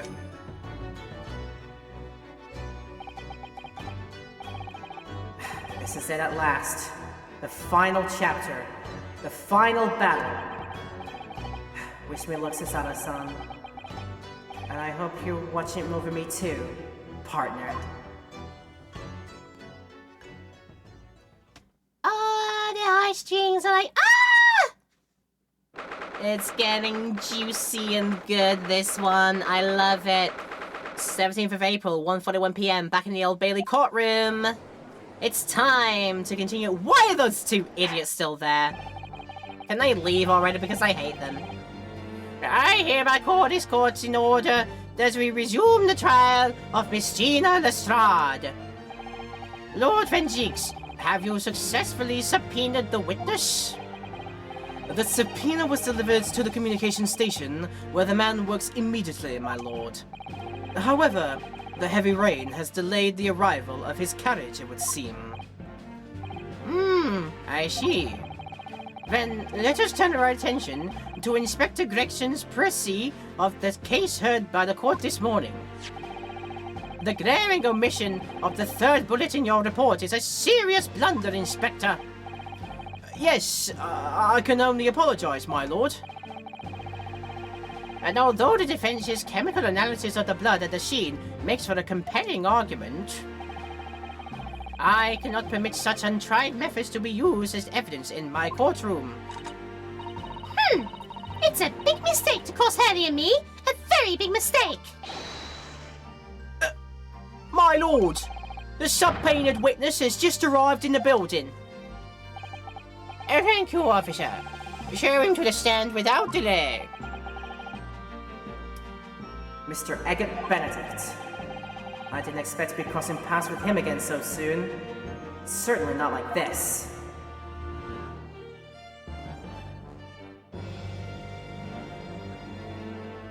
God, they still have to be with them too. Can they just leave? We're done with them, I'm sure. No need for the Beatles, please. Thank you for complying with the court subpoena at such short notice, sir. But of course, my lord. As an upstanding member of London society, it is my pleasure to oblige. Now, kindly state your name and occupation for the record. Ashley Creighton, Communications Officer. Mr. Graydon and I both work at London Central Communication Station. Now perhaps somebody would kindly explain what all this is about? You were apprised of the situation by the court officer on your way here, I presume. Yes, I was. Something to do with a murder that took place at a pawnbroker's on Baker Street. And some nonsense about me having been there on the night in question. That is the accusation indeed. Detective, did you skip lunch? He seems to be always skipping lunch. Yeah, every day he comes out with the same wad for his lunch, and honestly, if I could get away with that and have that as my lunch every day and not have it negatively affect my health, I would totally go for it, you know. I'd totally have a fish and chip lunch every single waking lunchtime I could if it wasn't absolutely just unhealthy for me to do so. Sausage and chips. No, it's actually a fish and chips. Because yeah, I've had a look inside, and I don't think the inside of the brown battered one was sausage colored. It was more like whitefish colored. So it's actually a fish and chips, I think. It looks tasty, even though it's polygons in the screen. It still looks freaking tasty. I need to stop thinking about fish and chips because I will get upset. This really is beyond a joke, you know. Very well, without further delay, the court will hear your testimony now, Mr. Graydon. You will respond to the accusation made against you under oath. Jojo pose. Gladly, my lord, gladly. Okay. What this man in the hat gotta say about his accusation? Naturally, I have occasion to make use of pawnbroking services from time to time. But are you seriously suggesting I colluded with these thugs to break into the place on the night of the murder? I have no intention of admitting to such an outrageous accusation. Even if certain parties here present claim that my blood was found at the scene, some Scaramouche detective's homebrewed tincture can hardly be taken as serious evidence. So you deny the accusation completely, do you? I must say I am dismayed. For the highest court in the land to be swayed by this self-professed detective's toy. It was the will of the jury, and our great British justice system demands that the jury's will is upheld. Then it would seem we have the misfortune of a most inept assembly of jurors today. Right, got it! How long am I expected to be detained here? If following the defense's cross-examination, your involvement in this matter has not been established, you will be free to leave immediately. Good. Then I shall be away in time for afternoon tea. Some small consolation at least. Let us not hold up Mr. Graydon any longer than necessary, counsel. Proceed with the cross-examination.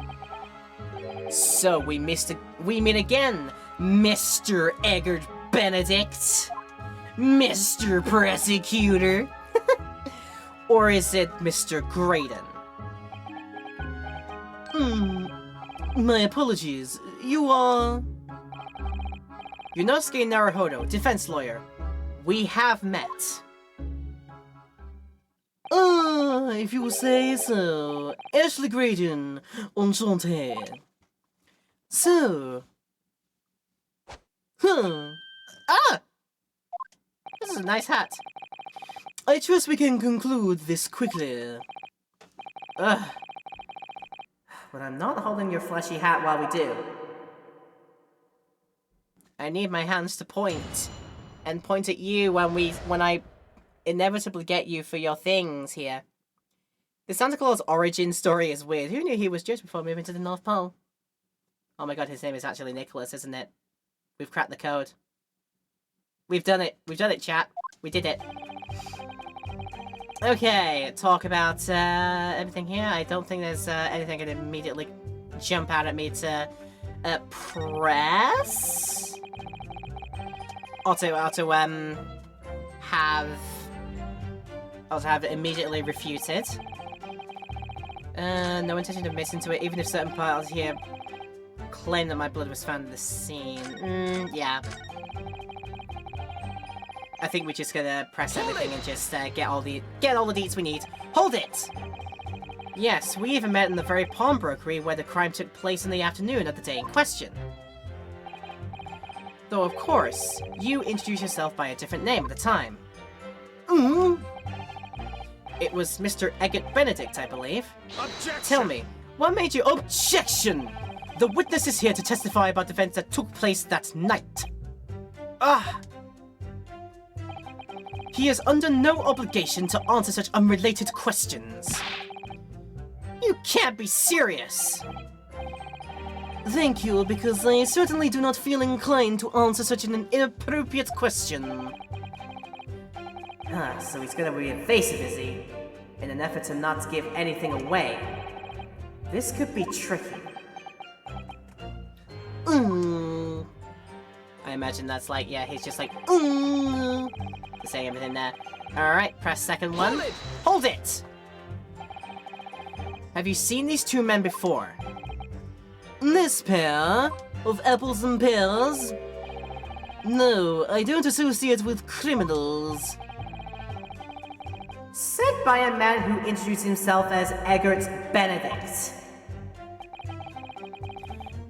I'd like to know who I have to thank for this. Who made this outlandish accusation against me? The young lawyer there in the black. This is a farce. Jojo Pose, whose idea was it to permit an outsider to work in a British court anyway? Ah! Well, needless to say. No intention of admitting, but let's press you on that. Hold it. Where were you at around 1 in the morning on the night in question, sir? That is past the hour at which I would normally retire. Certainly. I was not in the company of these rapscallions. You're able to prove that?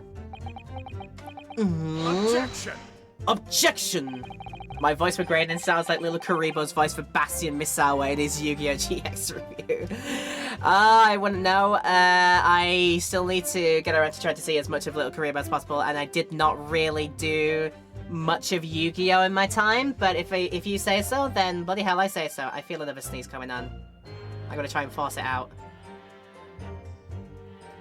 It's there, it's hanging there. And now it's disappearing. Damn it! This is a similar tone of voice for his impression. Yeah, I just imagine, like, you know, someone who speaks very, very nasally, or maybe from the back of the throat, like this. That's what I imagine.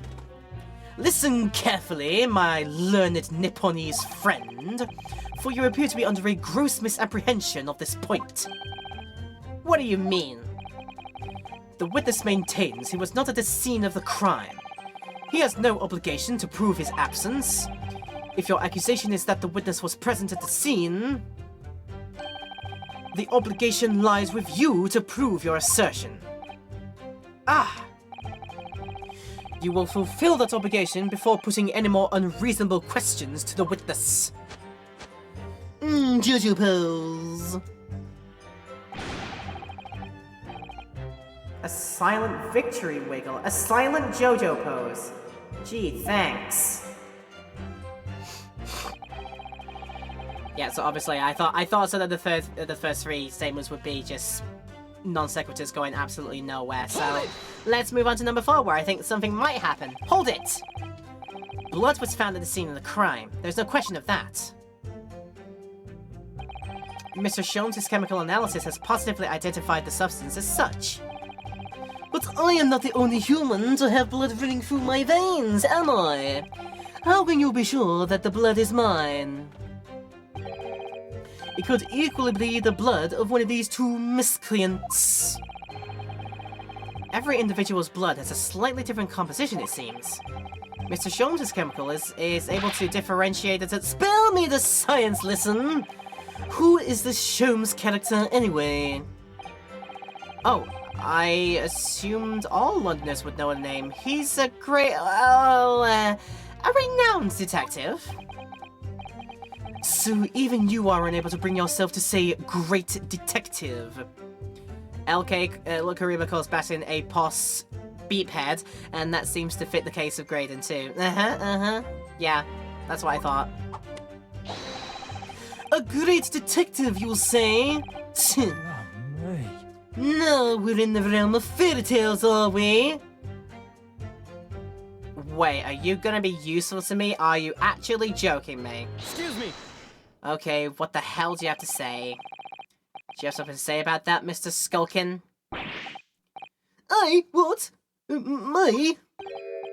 No, that's skulking next to you, the one who's all about the pears. Right, I've run it up to here with this. How many times have I got to tell you? Yeah, I know you're not Big Bruv Sulky. Ah. Mr. Nash Skulkin. Blimey, Governor, you what? Is it not the case that when Mr. Graydon just spoke, a thought went through your mind? Would you care to share that thought with the courts? Me thoughts? I don't have none of them. It must have been him. You what? Mr. Nash Skulkin, answer the question, please. I am voicing him with the level of anger that I hold for these two characters. I hope this is apparent. I feel like it fits. What went through your mind when Mr. Graydon just spoke?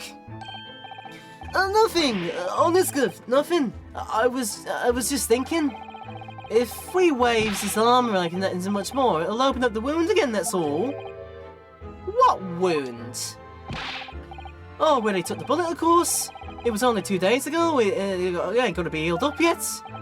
So I was, well, you know, I was worrying for him and, oh, well's bells.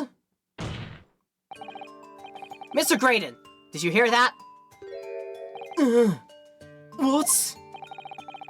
Your comrade is worried about you, it seems. On account of your injured arm. My lord. Yes, Mr. Graydon? I have no idea what these two wretches are talking about. Certainly, I shouldn't be expected to answer everything in relation to their mindless insinuations. We know that someone other than the victim was hit by a bullet at the scene of the crime 2 nights ago. And from the height of the bullet hole in the wall, that person was likely hit in the upper arm or thereabouts. I mean, that could in itself cause quite a sizable splatter from there, depending on like, yeah, if it like grazes like right near the surface of the skin or something. I can see that like sending quite a large amount of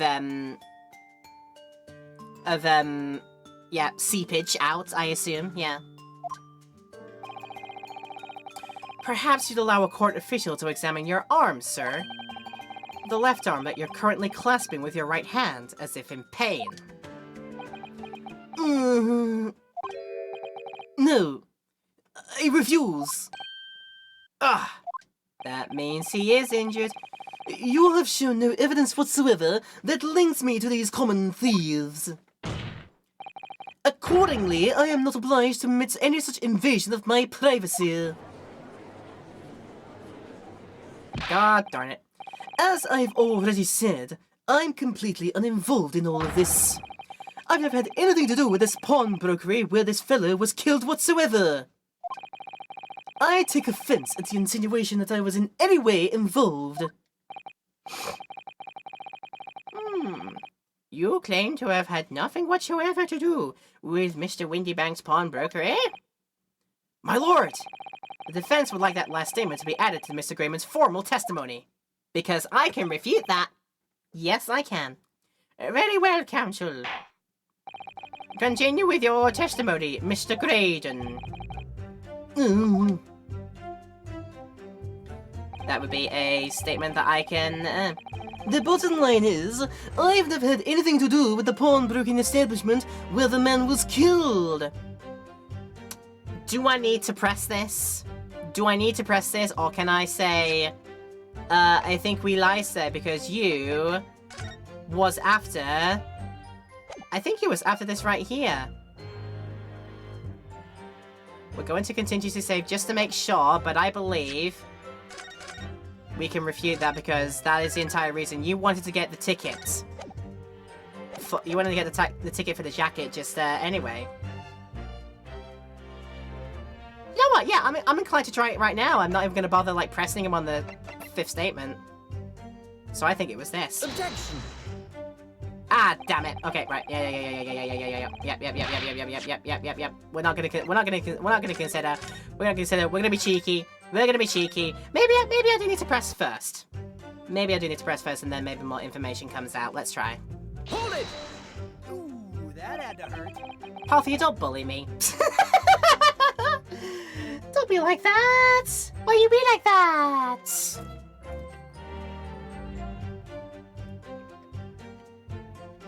Ah, dear me. Never had anything to do with it. You forget that I was there, Mr. Graydon, on the very afternoon of the incident. Obviously, I am not a complete stranger to the pawnbrokers. I'm currently on the lookout for an armchair to furnish my study. Objection! No! You were there to redeem an article. I have no idea what you're talking about. Ah, now we can get to the bottom of this. Excuse me. Excuse me, Mr. Fish and Chip Man. Do you have something to add, Inspector? Hey, come again, Sunshine. You were there too, in fact, weren't you, Inspector? That afternoon. Yes, I do remember meeting yourself in the pawnbrokers that afternoon. Your young Japanese assistant, and the accused were all present, as I recall. And at the time, this witness, Mr. Graydon, was trying to acquire a particular article.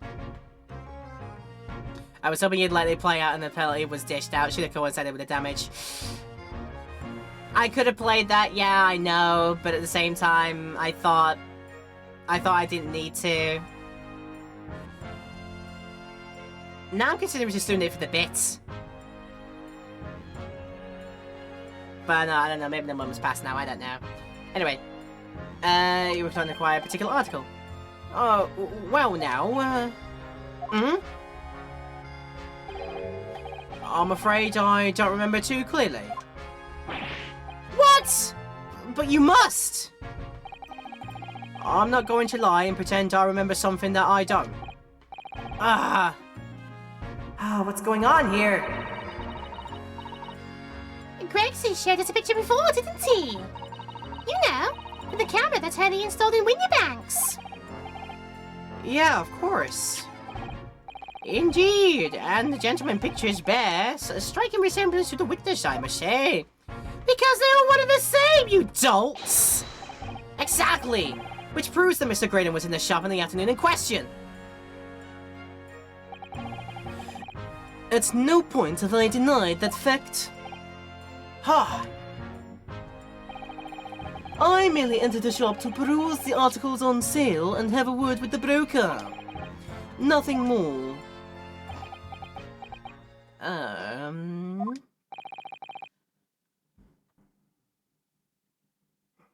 This makes no sense.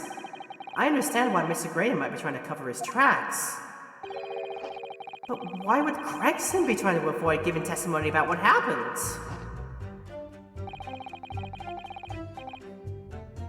That's all he's gonna say on the matter, is it? Well, what do you think, Bruno? I think he has no intention of telling us anything. He's well aware that the less he says, the less chance he has of giving himself away. The complete opposite of Harry, then. He seems to think the more he says, the better. Well, at least I managed to prise a little more information from this witness's lips. All thanks to the Skulking brothers. Surprisingly, and rather, why? Yes, they were the key to it after all. So he says he had nothing to do with Windy Banks. Well, we know that's not true. Yeah, perhaps now would be a good time to have a proper look at the court record. Good idea. You never know what tiny scrap of information could become a valuable weapon. Maybe he's embarrassed because of the fake caramel disc. Fake caramel? Yeah. So it's gotta be obviously the statement that he's changed. Some Scaramouche's Detective Hobart's danger can hardly be taken as serious evidence. I mean, did we? Wait. Hold on. Did we ever press this? I don't think we did. Okay, I don't think we pressed this. Hold it. Don't forget, sir, that Mr. Herlock Sholmes is the most famous detective in the world. Yunosuke is a fanboy. And the most famous detective in the world tells the truth, the whole truth, and nothing but the truth. Oh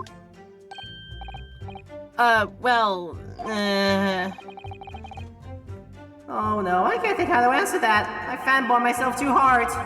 Is that a meme? Pardon me, I hit the wrong button there entirely. I once saw the world's most famous swindler thrown into jail. He allegedly told the truth, the whole truth, and nothing but what turned out to be a pack of lies. Quite.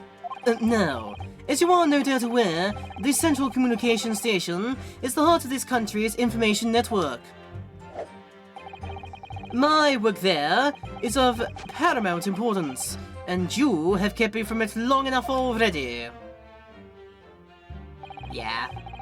Right, something in I've never had anything to do with the pawnbroking establishment where the man was, where the man was done in. Did I potentially have... Wait, did I have the wrong piece of evidence on this matter then?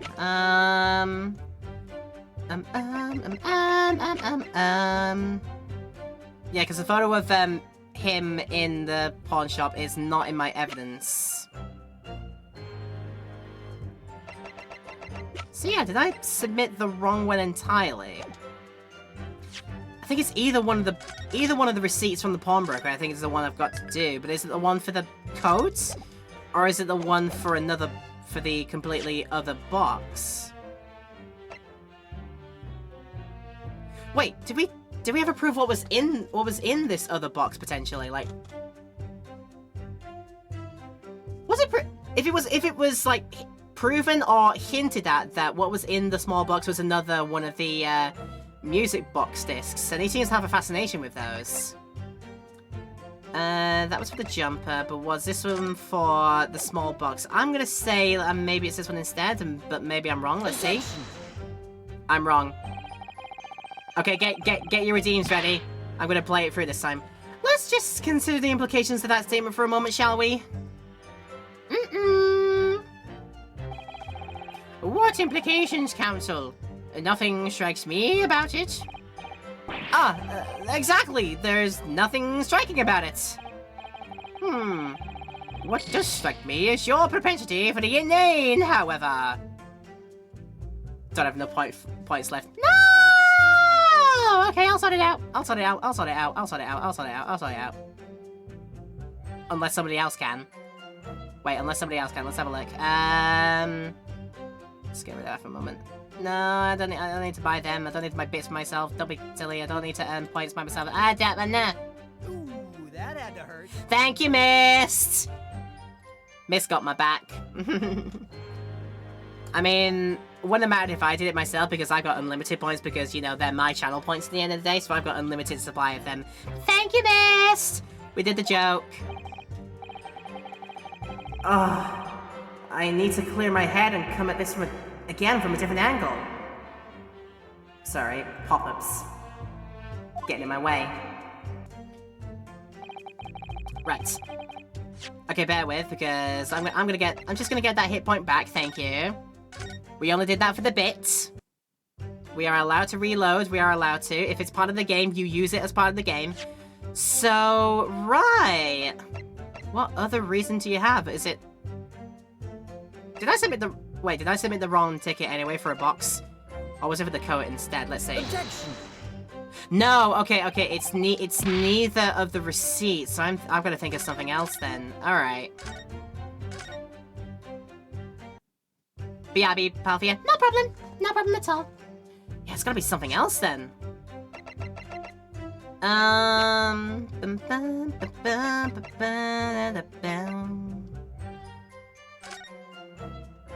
Wait, can we do something with this? Can we... Yeah, I'm gonna go for the evidence now. I'm just gonna try and open this again?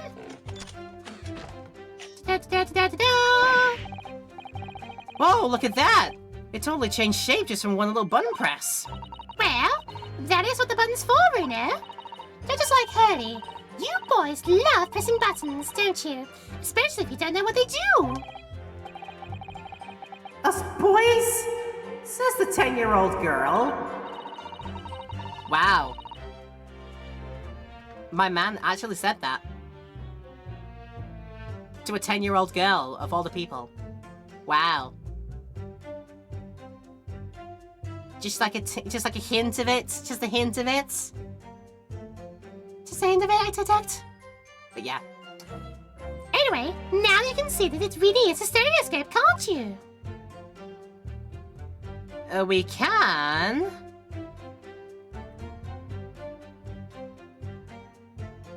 Yeah, I suppose we can, but...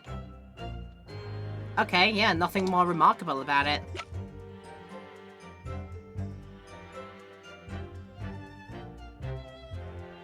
Oh my god, it comes back to this, doesn't it? Objection. It always comes back to the disc. It was that obvious to me, because he's infatuated with the disc. He was always wanting it back. That should have been very easy to put two and two together there, so... Sometimes I think, and sometimes I don't, clearly. And it's sort of, there's no in between on this one. I either flub it or I get it straight away. It just turns out to be like that sometimes. Anyway, have you ever seen this disc before, Mr. Graydon? Why, is it supposed to mean something? My dude, you are obsessed with the discs. My dude. This disc was until the day of his murder in pawn in Mr. Winnivank's shop. It was redeemed by the defendant, Miss Gina Lestrade, that afternoon. However, somebody mysterious appeared to try and take it from her. And that somebody was you, of course. Wasn't it, Mr. Graydon? As I have reiterated numerous times now, you are mistaken. That was not me. I've never seen that disc before in my life. It may have escaped your notice, but there is a small smear of blood on the disc. Ah, yes, resulting from an abrasion of the thumb, perhaps. That's right. The surface of the disc is covered in hundreds of tiny metal bumps. In the skirmish to acquire the disc, the thumb of the person who tried to take it suffered minor lacerations.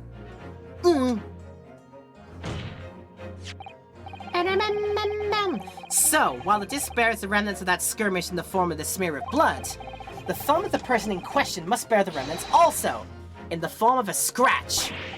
Good gracious! Indeed it must! Mr. Graydon!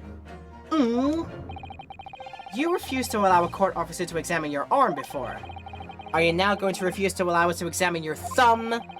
Because I have no doubt that it bears a small scratch consistent with the smear of blood on this disc. Well...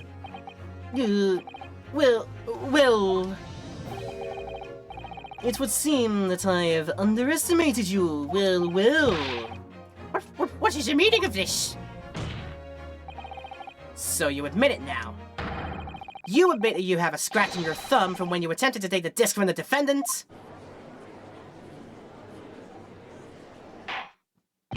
Order! Order! Well, Mr. Grayson? Oh, sorry, Mr. Grayton. It would appear there has been something of a misunderstanding here. I did not attempt to take the disc, as you put it. No, quite the reverse. What are you trying to say? It's really quite simple, Jojo Pills. The disc was mine from the outset.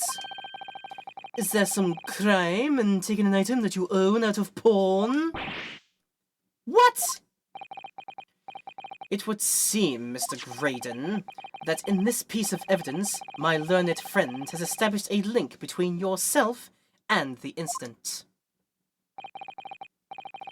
Accordingly, you will tell the court everything you know about this disc now. As you wish, though I'm quite sure it has nothing whatsoever to do with the pawnbroker's murder. Okay. Round 2 testimony about the disc. I just had a bit come into my head. Hey, Shadow. I gotta ask you something. Vector told me he wants me to find a top secret disc. But, like, what's a top secret disc? Is it this disc? Y'all, if you know Shadow the Hedgehog and have played that mission where you have Charmy B as your assistant during that one in the hero mission, yo, you get my joke. There you go. And Graydon just admitted it. We gotta put it together though. We gotta piece out the actual what is it though? We can't just say yes, he's involved now. We can't just say it. We gotta actually give it an evidence. Give it a piece of evidence or a rebuttal of some way. There's a note on the disc saying "Former Gilded," but the item belongs to me. The redemption ticket was stolen from me by the accused, that filthy guttering, on the day in question. I proceeded at once to the shop in order to explain my situation and redeem my article. In the end, of course, the disc was taken by the police. In other words, I had absolutely no reason to break into the shop later that same night. Did I hear you correctly, sir? McGilded, you say? The famous London philanthropist? Who perished in this very courtroom 2 months ago after being acquitted of a distinctly messy murder? Yes, my lord. The one and the same. Good lord! Mr. Graydon! Are you saying that Mr. McGilded and yourself were acquainted? Yes, that's correct. We're high society, you know. We are the Rothschilds. Oh dear! Well, I certainly didn't expect to hear that name uttered here in my courtroom again. According to what Gina told us, this disc was placed in pawn of that fateful night 2 months ago. McGilded himself gave instructions to deposit it at Windybanks. It's funny that Mr. Graydon here is claiming the disc belongs to him then, isn't it? In all likelihood, he's lying. So he appeared that afternoon at Windybanks in order to get his hand on McGilded's disc, for some reason. Counsel, you will commence your cross-examination, please. Gladly, I should say. Gladly. Okay. Still can't really point it out though. For McGilded, but the item belongs to me. The redemption ticket was stolen from me by the accused, the filthy guttering. I proceeded at once to the shop in order to explain my situation and redeem my article. The disc was taken by the police. Yep, can't really refute that. I had absolutely no reason to break into the shop later that same night. That's no normal 10-year-old kid. She cute though. I refute you that. She's cute. Alright, I gotta press. Hold it! I can't pick it out, I gotta press it. Hold it! Would you care to explain how this belongs to you? As you will observe, a communications officer such as myself commands a fine salary. You are certainly exquisitely dressed, sir. So you'll see, I have little need to make use of the services provided by the pawnbrokery trade. However, I did once find myself in difficulties having misplaced my purse whilst on an errand. So is Scooby-Doo and he's an Eldritch Abomination? Okay. Alright. I can't really refute that or know what to say to that, so I will let that be, I shall say. Which is why I pawned my fine black overcoat to the broker in question. You claim that was your overcoat? I go feed and walk the dogs now. Farewell, my friends. Au revoir. Ooh, enchanté. Au revoir, mes amis. Have a Scooby-Doo thing as canon, by the way. I'm not gonna argue it. I'm definitely not gonna argue it. It just took me aback, is all. So there you go. Obviously, and in my haste, I clean forgot that the music box disc was in its pockets. It was in his pockets, his precious. And yet there is a note on it that reads, "For McGilded." I am a collector of rare and unusual music box music. I first met Mr. McGilded at a gentleman's club in the city, and was interested to discover that he shared my penchant in that area. Ooh, so the disc in question. It's a pre-production sample. I promised to let Mr. McGilded hear it. But then you forgot that it was in the pocket of the overcoat you were forced to pawn. Yes, exactly. Gina didn't mention any of that in her testimony 2 months ago, did she? No, because McGilded had threatened her to keep her mouth shut. Which means that if we dig too deeply here, it's gonna expose Gina's perjury. Oh dear. This is complicated, isn't it? Yeah, let's leave it alone for the time being. Okay, no more of point 1 because point 1 is completely moot. That's point number 2. Hold it! So you're saying that Miss Lestrade lifted the ticket from your pocket or bag? That's right, despite being mindful of danger when walking in the insalubrious areas that her kind frequent. Objection! Miss Lestrade did no such thing!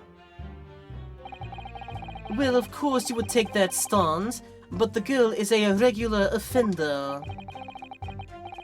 You came to the pawnbrokery that day prepared with all the information you needed to identify the defendant. Oh, show yourself. Okay, no problem, miss.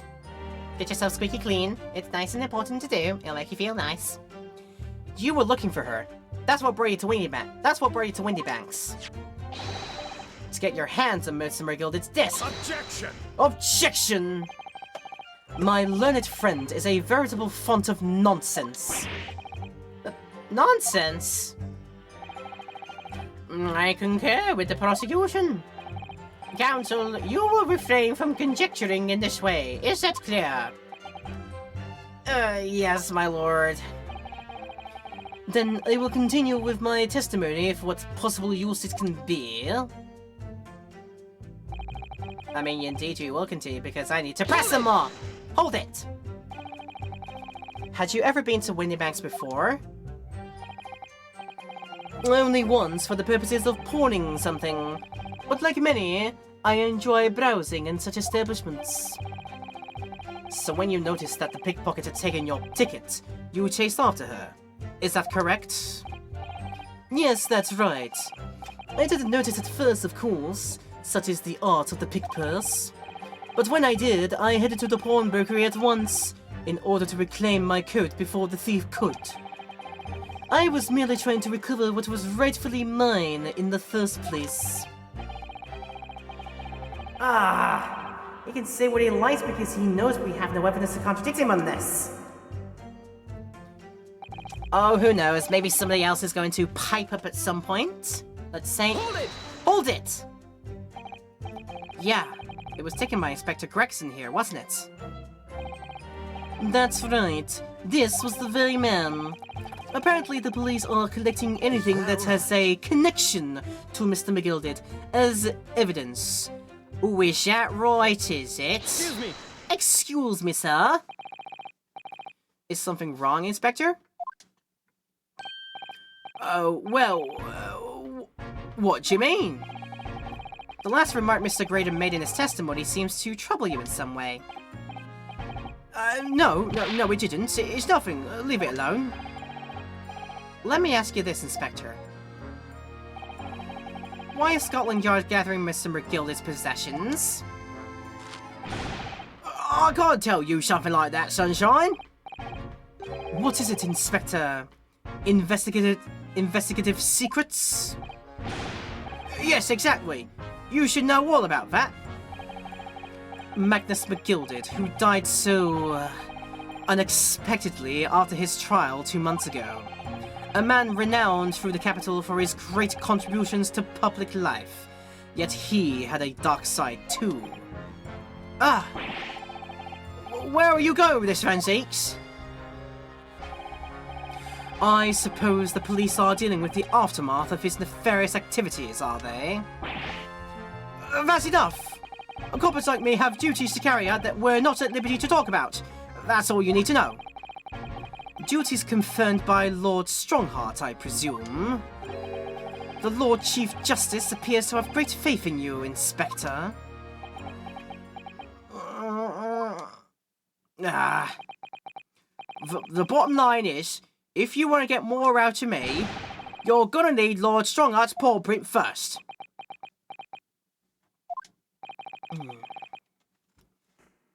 What's this all about? It's like there's something going on between Gregson and Lord Van Zeeks here. What indeed? Well, it would appear that Inspector has revealed all he is at liberty to reveal. Mr. Graydon, let us return to your testimony. Gladly, my lord. Ah, so that's interesting then. Might have picked up a red herring by having Gregson talk about what he thought about that. Okay, remember to come back to that when we press this one. Hold it! But perhaps you've seen something of value among the forfeited items? No, not at all. Oh. Excuse me. A valuer was brought up by the police, but to assess everything in the shop. Without exception, every article on the shelves was common or garden bric-a-brac. In that case, it's clear. It's clear that you broke into the shop later that day in order to recover Mr. McGilded's disc. Have you not been listening, man? Even if I had wanted to recover the disc, you may recall that it had been seized by the police that afternoon. It was no more in the shop that night than I. As I keep saying, I had simply no reason to break in. So there was nothing McGilded's left in the shop that night. Nothing this man might have been after. I wonder if that's really true. Bruno, if you have some evidence, then let him have it. I'm dying to see that irritatingly assured expression of his crumble. Iris wants blood. That's what I've realized. Would he have known if it was seized? Yeah, I'll explain my thinking on that just a little bit, or why my thought process is currently going to where this is gonna go. We still got some time. Mr. McGilded slipped the disc into his coat pocket and had it deposited at Windybanks. Then, when he realized he was going to be arrested on the suspicion of the omnibus murder, he threatened Gina and forced her to take the redemption ticket. There's no doubt about it. That witness is lying through his pearly white teeth. The police were obviously after anything left behind by McGilded as well. That's why Inspector Gregson ended up taking the disc into custody that day. But Gregs is being very strange about all this. There must be a reason for that, I'm sure. I just don't know what it is. For now, I need to focus on exposing the fact that Mr. Grading is lying in his testimony. Items belongs to you. Proceeded there. The disc taken. I had absolutely no reason to break into the shop later that night.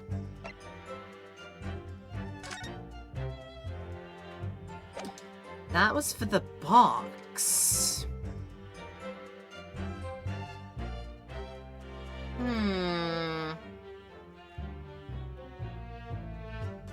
This thought process is getting to an interesting head here.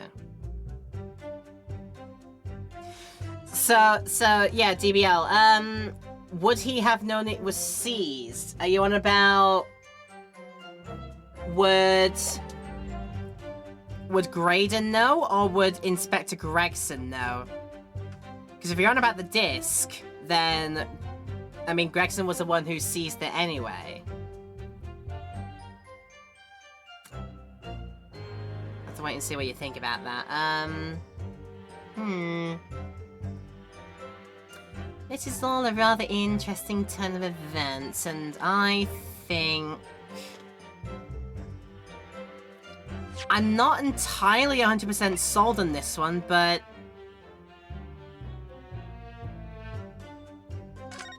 He could have been maybe after...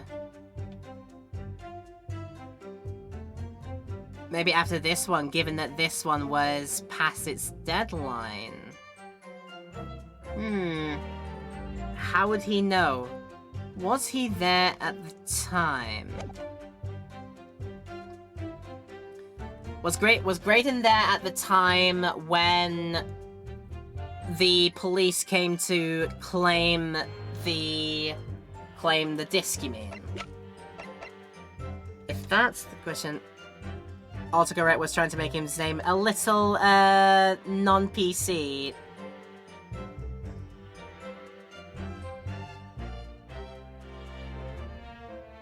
Oh, yeah, I can see how it would manage to do that. Yeah, that's not good. Oh, that's not good. Thank God it didn't. Thank God we didn't go with that. Oh, I'm trying to look bad now.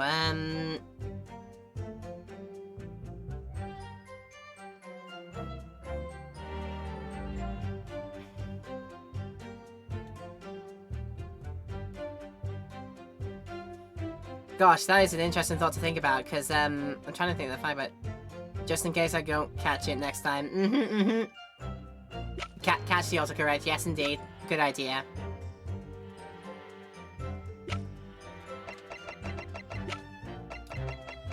Yeah, I'm not sold on the fact that it could have been after this one, which would have been expired by that time. For this small box that was here. I don't know, I'm not entirely convinced. Oh wait, here's the sticks coming.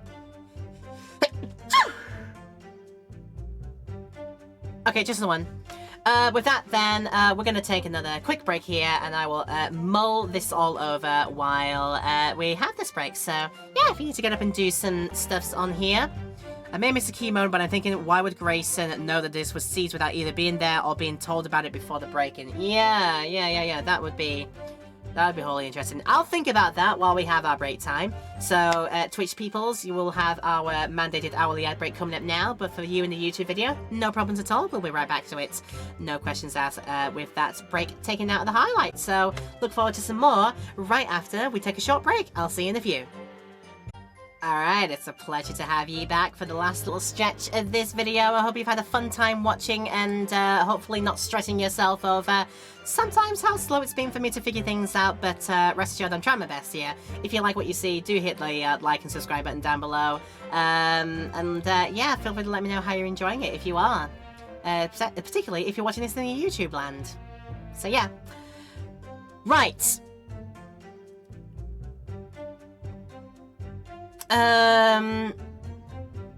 Yeah. So, chat is bringing up the important points of, like, why would Grady know that this was seized without even being there or being told about it before the break-in? Yeah, it's like... that, but maybe... Like I said, I'm being gravitated to this particular receipt for a box of some descript. Something crossed a little bit of my mind when bringing it back to McGilded. I think there were several little visits that McGilded did, or like made people go to the pawnbrokers to drop things off and get pawn tickets for it. And I could be misremembering, but maybe one of the items was this box as well. And thus maybe Graydon had an interest in said box?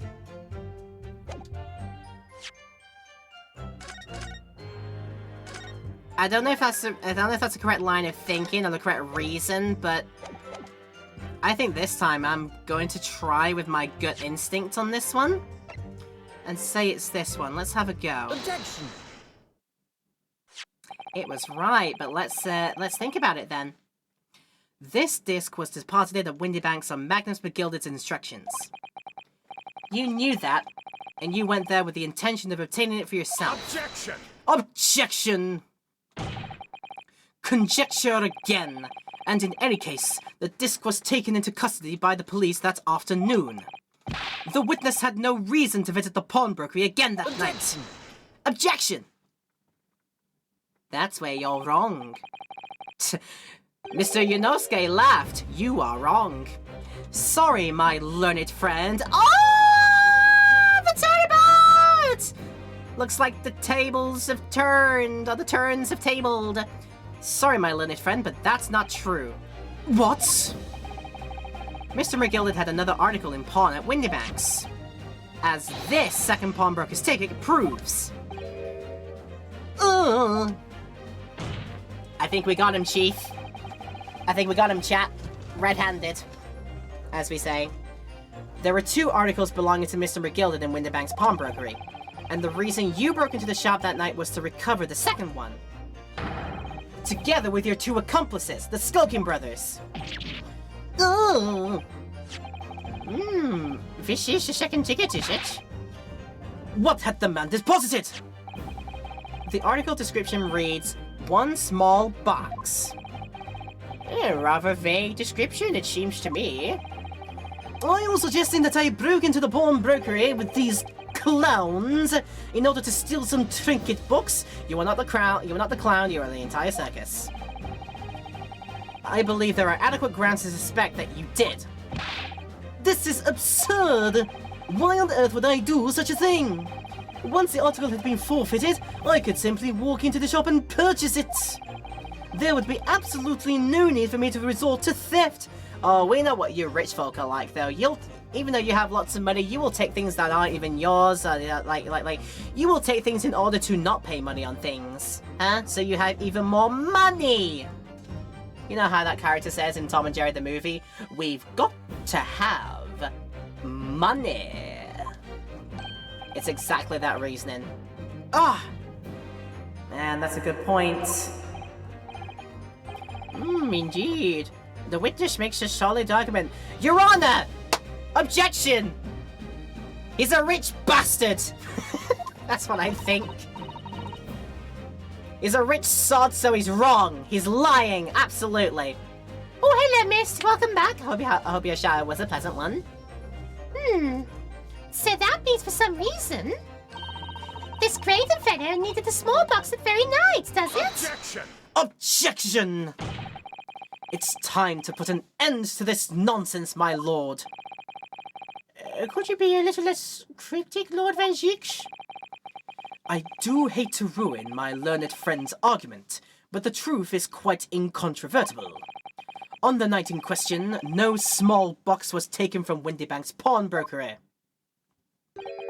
And rest assured, the prosecution can prove it. What? Good gracious!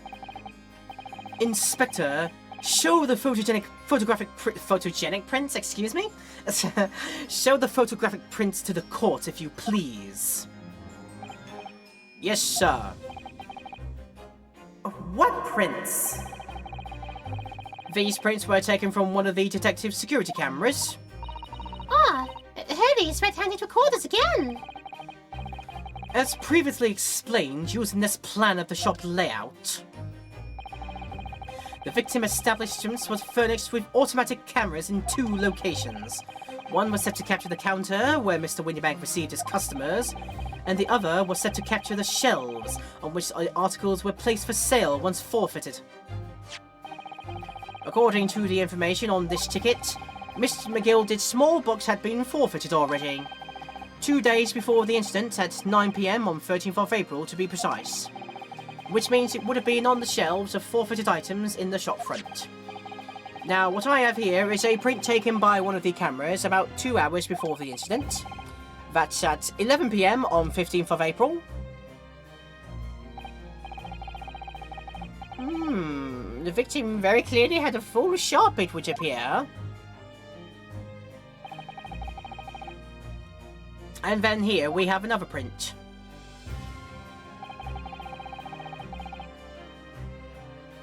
You know what we're gonna do, chat? You know what we're gonna do, chat?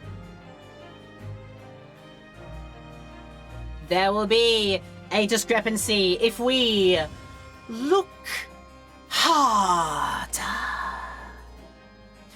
And this one was taken 2 hours after the incident. I see. So we have 2 pictures to compare. Yep, indeed. In fact, can I try it right now? Am I actually gonna be allowed to do it this time, or do they need to be like? Maybe they need to be like a sufficient distance away. Hang on.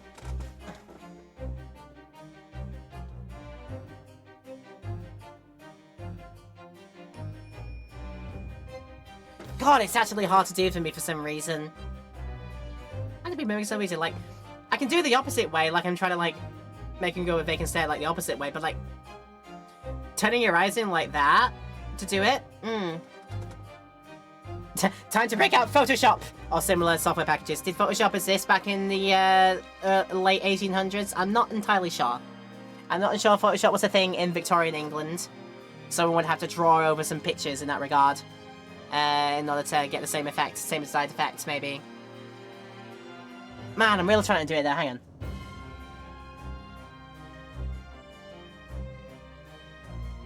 Wait.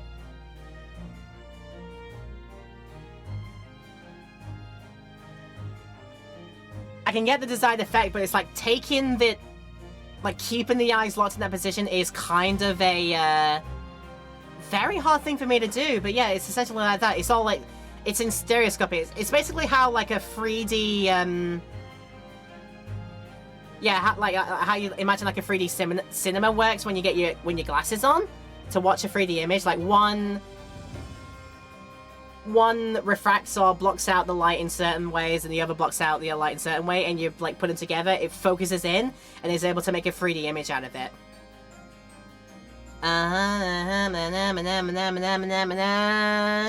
Oh yes, I see it too. Yes, I see it too. Bottom right shelf, right there. Though I must say that placing them side by side leaves me cold. You're not looking hard enough, sir. Dear me, that's starting to make my head ache. Obviously, at Scotland Yard, we considered theft as one possible motive in this case. We explored the possibility that something had been taken in addition to the victim's life. So, your men have already compared these 2 prints thoroughly, Inspector? Yes, sir. We counted every single item in each of these 2 photographic prints. And while they are all accounted for... Yeah, the exact same number is accounted for. The odd conclusion is that exactly the same number are present in both. But they're not in the same place. At least one very particular item is not in the same place. You just didn't look hard enough, everyone. In other words, nothing was taken from the pawnbrokery on the night in question. And my learned friend's assertion is nothing more than a hopeful fantasy. Ah! Oh, I don't believe it. If I could have just shown that he'd stolen McGildy's pawn box. Jujubes. I might have been able to break him down at last. Hey, you know watery now? I've been thinking. I wonder if these two photographs really are exactly the same. You're right, because we figured out already they not. They is not. What? So, counsel, in the light of the evidence put forward by the prosecution, what is your position? It seems that in fact on the night in question, nothing was stolen from the victim's establishment. Do you accept the prosecution's assertion? Press X to doubt. And yes, that is my line read. Could there be some hidden discrepancy in these two photographic prints somewhere? Point out the discrepancy.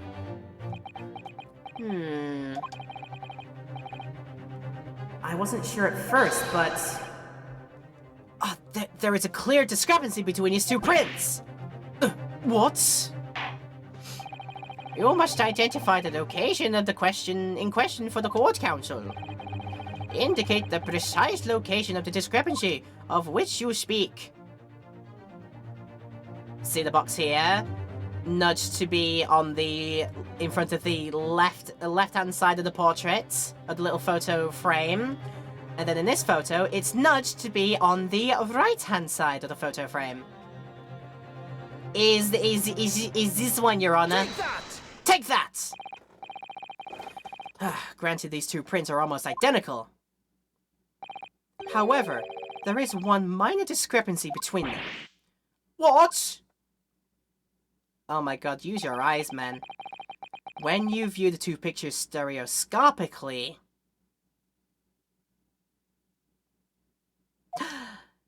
Would you believe it? A single area stands out as being different.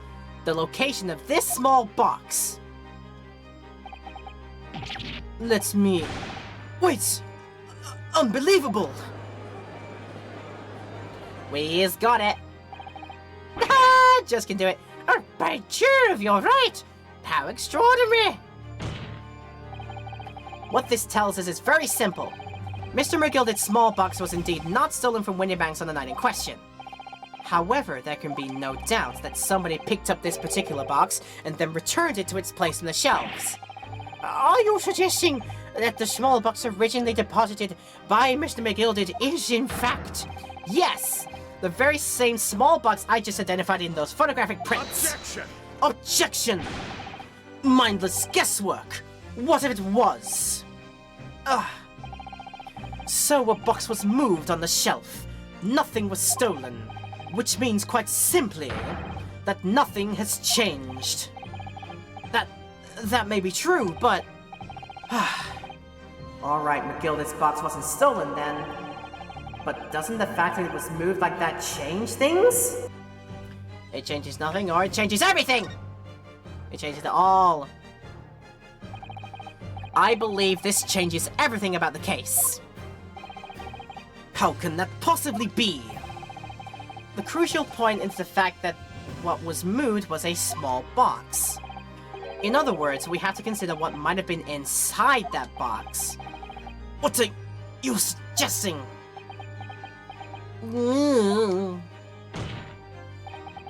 I'm suggesting that we need to examine that box as soon as possible.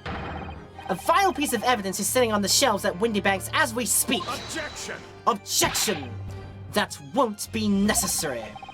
Some little box belonging to a man who died 2 months ago can't possibly be relevant to this trial. The court does not uphold your objection, Lord Van Zeeks. Bailiff, arrange for an officer to go to Baker Street at once. Obtain the small box in question and bring it back here for further examination. Okay, we're making the headway. Yes, sir. Yes.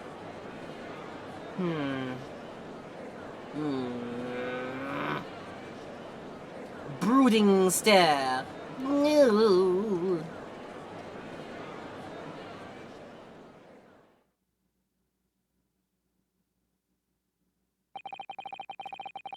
We should have a report within half an hour.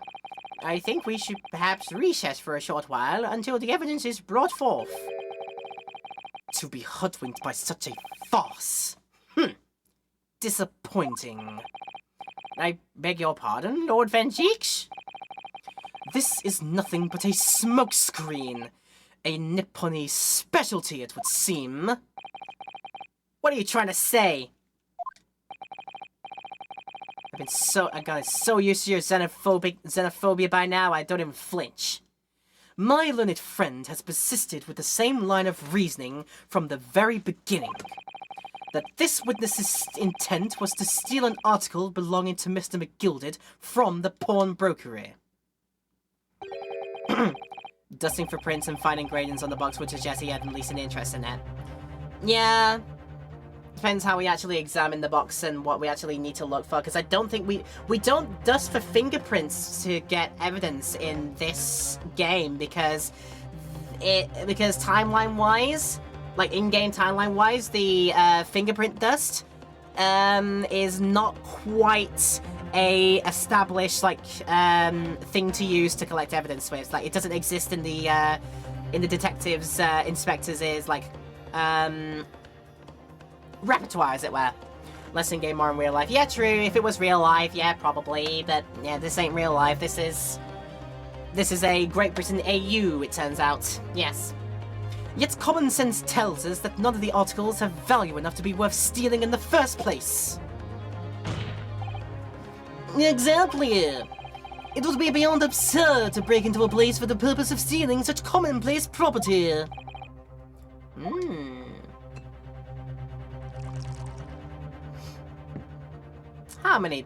How many chalices has this man gone through now? It must be at least. We must be into double digits in chalices, like all the times I've seen this man on the prosecution bench. If your lordship recalls, Mr. McGilded perished 2 months ago, immediately after the conclusion of his trial. A trial in which he was found not guilty. A trial in which it was established he was the upstanding member of society his reputation implied, in fact. So I propose a toast to my learned friend and his most insightful defense. The articles this upstanding member of society pawned were entirely ordinary.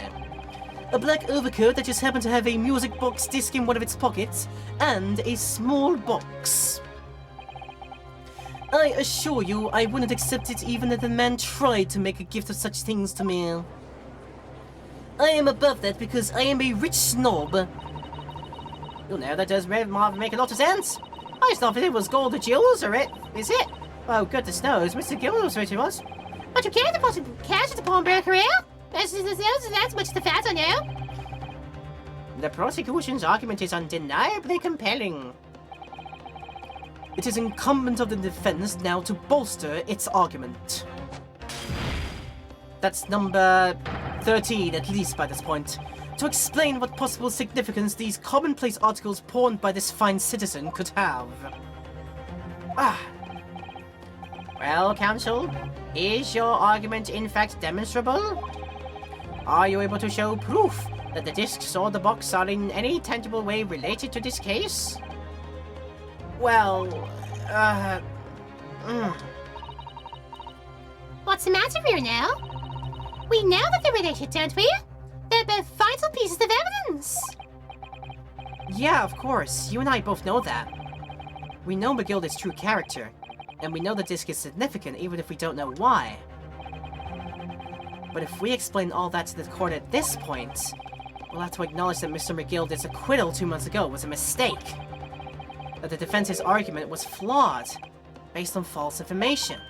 Oh no! And that would mean admitting that Gina committed perjury. Oh, but Ginny... Could it be that Van Zieks knows? Is that why he's doing this now? Because he anticipated everything? But maybe this could be a great opportunity for us. Sorry? What do you mean, Iris? Well, what is it that you always say, Reno? Sooner or later, the truth comes out. Every time. Alright. The exact significance of the thing that Mr. McGill deposited with Mr. Windybank is something that only Gina can explain to the court. But if I put her on the stand to testify about that, it could critically damage our chances of winning this case. Breathe. What's the right thing to do here?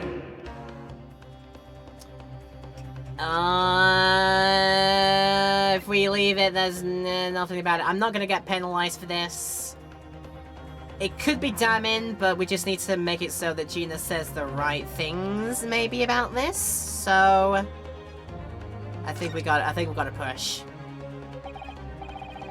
My lord, the defense would like to make a proposal. Oh? What proposal, counsel? While the court awaits the arrival of Mr. McGilded's small box, I would like to call the defendant, Miss Gina Lestrade, to the witness stand. The defendant? To what end? It's to do with the various articles deposited at Windybanks by Mr. McGilded, my lord. Miss Lestrade has information relating to them. I believe it will be beneficial for the court to hear what she has to say. It will prove the significance of the articles in question once and for all. Well, well, things are becoming interesting. I presume you've considered the implications of the testimony you're proposing. In particular, the impact it will have on the accused's standing, and indeed your own. I have. Lord Venchix, would you care to explain that last remark? The prosecution accepts the defense's proposal. I move to interrupt the cross-examination of the current witness and hear from the accused herself. Very well, if you have no objection. So, the court will now hear the testimony of the defendant, Miss Gina Lestrade. You witnesses currently in the stand may step down until further notice. Then I shall bid you good day. Wait. You, sir, shall remain in the stand while Miss Lestrade testifies. As you wish.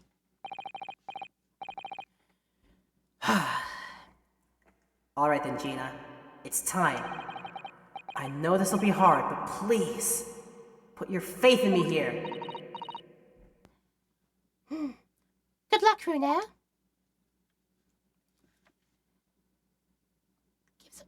Give us a bully good show.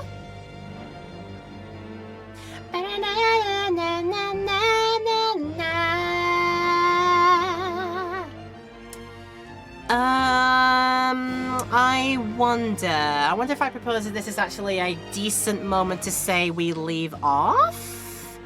Or shall we just do a smidge more? I am wondering at this point.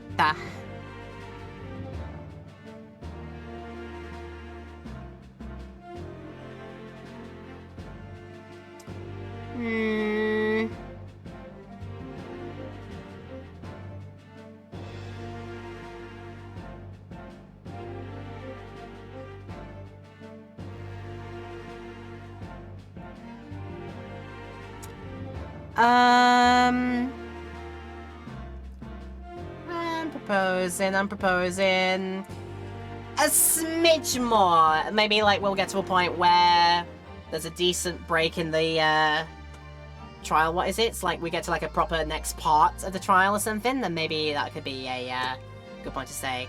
But we'll see. Let's keep going for now. The articles that Mr. McGilded had deposited in Windybank's pawnbrokery are intimately related with the omnibus case, the trial of which was heard in this courtroom 2 months ago. Yes, and I remember this young lady being brought before me in that trial as well. That's right, my lord.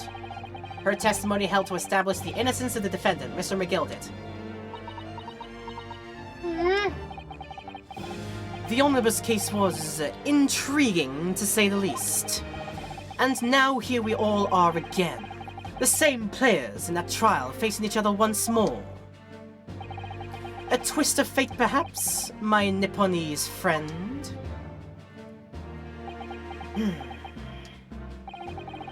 Allow me to recap the events of 2 months ago. An old brickmaker was stabbed to death in an omnibus running alongside London's winter streets. Apart from the victim, there was only one other person in the carriage, Mr. McGilded. Naturally, he was the prime suspect for the murder. But as the trial progressed, another possibility emerged. That the murder in fact took place above the defendant's head on the roof deck, with the body then being dropped through the skylight into the carriage below. It was Miss Lestrade whose testimony brought that possibility to light. At the time of the incident, Miss Lestrade was concealed under a seat in the carriage, hoping to pick the pockets of unsuspecting passengers. Then, immediately after the trial, having been acquitted of the murder,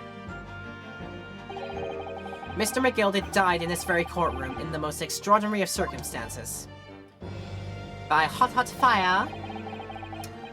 A mystery that remains unsolved even now, 2 months on, as indeed does the omnibus murder itself. Be that as it may, I recall neither the disc nor the small box being mentioned in the course of those proceedings. Miss Lestrade. Would you tell the court now, please? What really happened in the omnibus 2 months ago, I mean? I don't know what you mean. I already said all what I know. And what about everything you told us yesterday from inside your prison cell? Please, Miss Lestrade. This is extremely important. But... Remember, little girl, if it transpires that you willfully withheld information in the trial 2 months ago, the Home Office will seek to prosecute you for perjury. And naturally, you will lose all credibility as a witness. Although, let's face facts, you have little credibility to lose. What do you mean? Ginny! Don't listen to him! Please, you have to trust Runa now! Oris? We're on your side!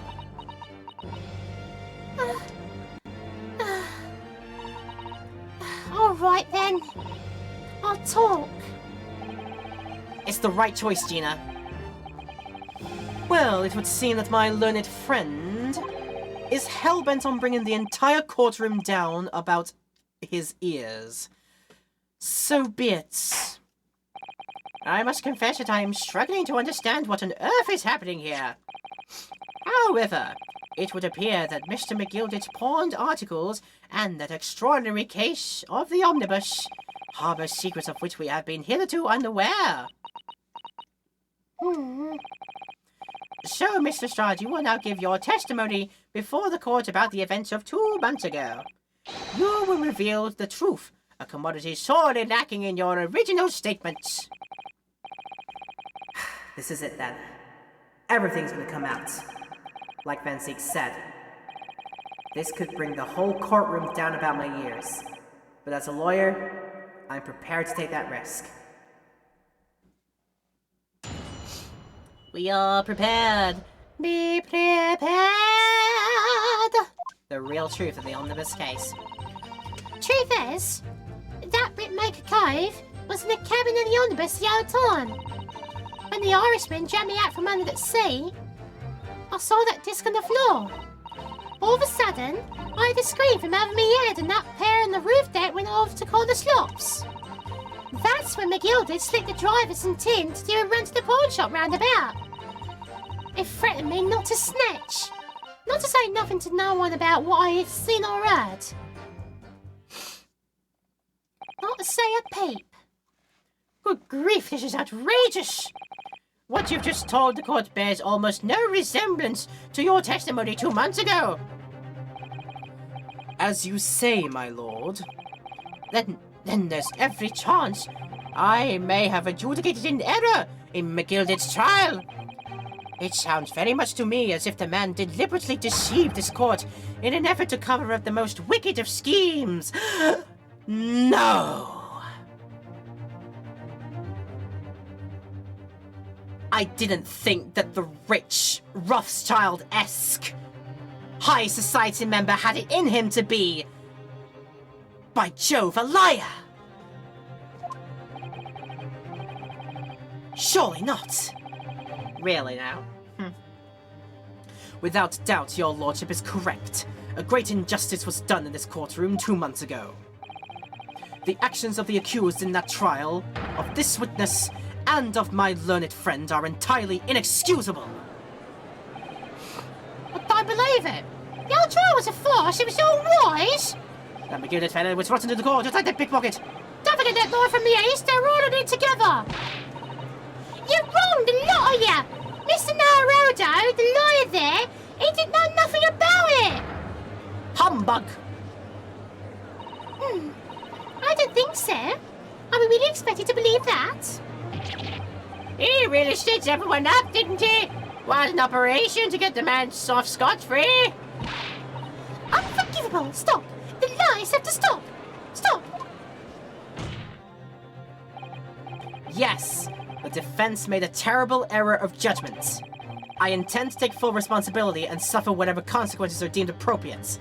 However, it's imperative that the court allow this witness to elaborate on her testimony, because the true significance of the McGilded's Pond articles must be brought to light. Very well, my learned student friend. Given the depths of calamity you have just plunged yourself into, this may well be worth hearing. Words fail me. This situation is utterly deplorable. Mr. Naruhodo. Yes, my lord. I will decide upon your fate following the conclusion of this trial. Of course, my lord. Blimey, Mr. Naruto. Now, counsel, proceed with the cross-examination. Yeah, I think I reckon I can get away with one. The real truth of Omnibus Case. Alright, press everything and get all the details. Hold it! And you were hiding in the cabin all the time as well, weren't you, Miss Lestrade? If I remember rightly, in the storage compartment underneath one of the seats. Yeah, that's right. It's pitch black under there, so you can't see nothing at all. Now, in your testimony 2 months ago, I feel certain that you claimed Mr. McGilded was the sole passenger, did you not? False testimony, my lord. That's what he told me I had to say. But it's important that you tell us the truth now. Were Mr. McGilded and the victim acquaintances? I don't know. But I did hear him talking a lot. And what were they talking about?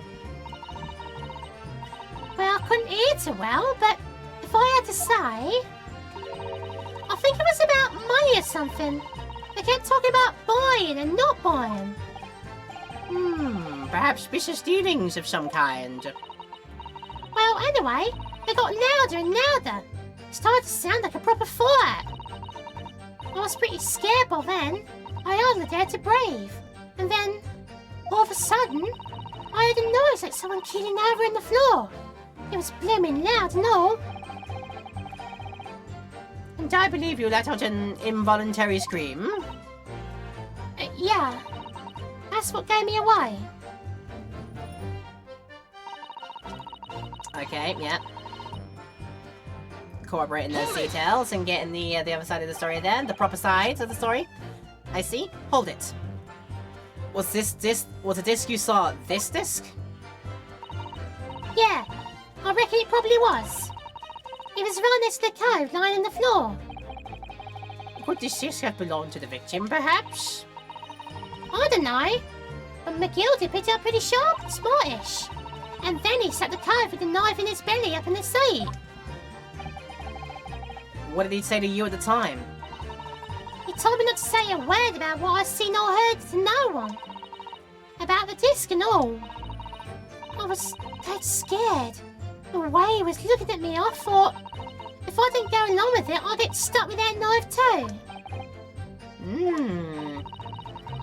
then he started asking me a load of questions. Like what my name was and where I lived and that. He asked me about being a diver too. But after a while, what had happened in the carriage was noticed? Yeah, that's right. First, there was kind of a rapping noise.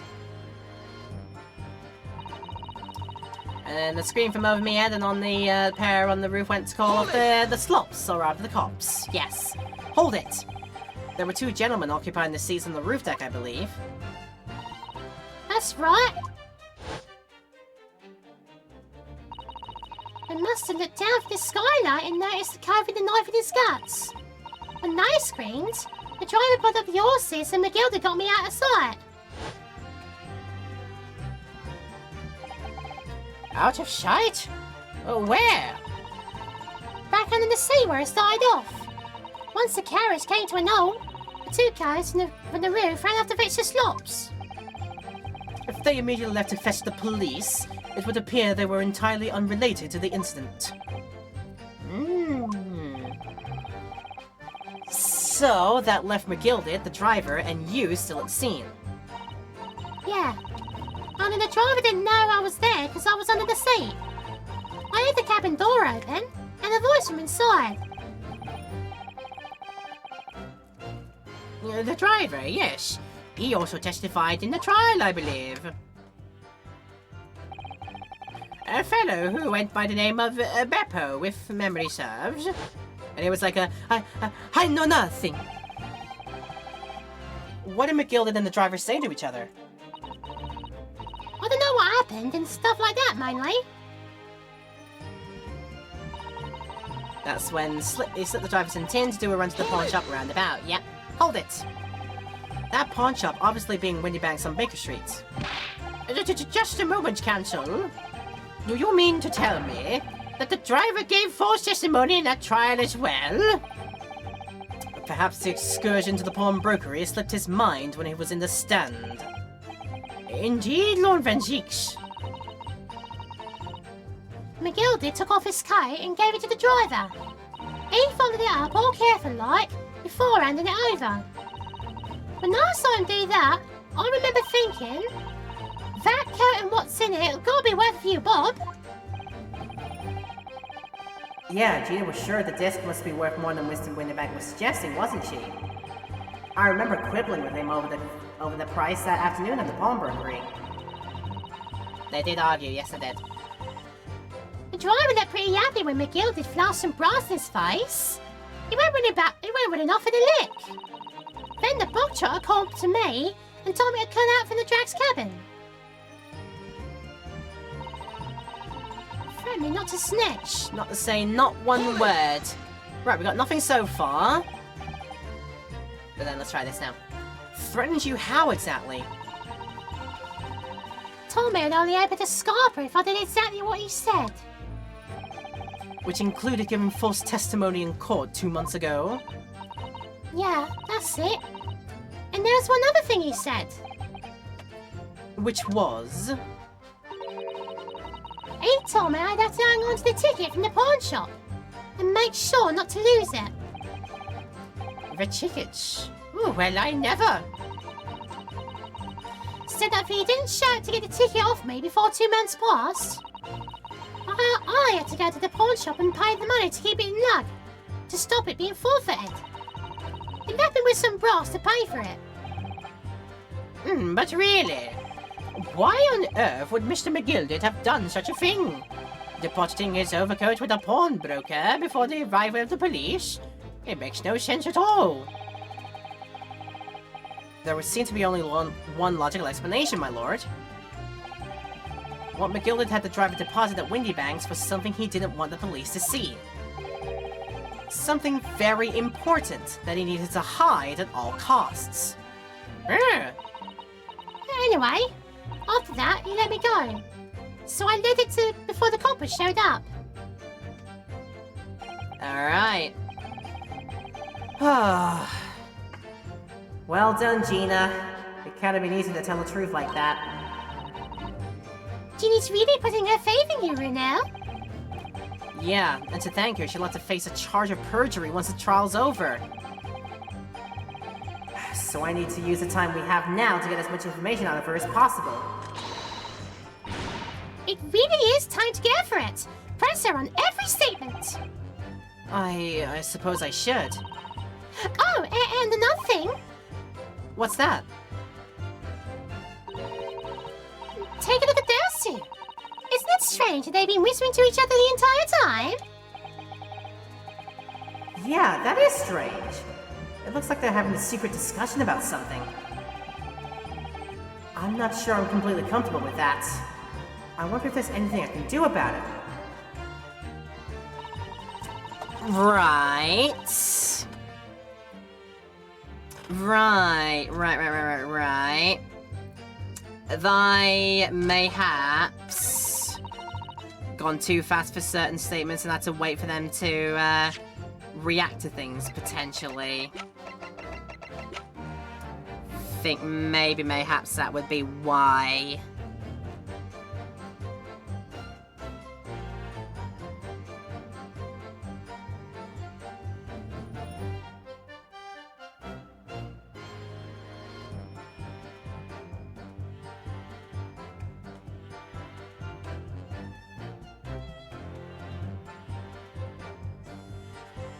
Yeah.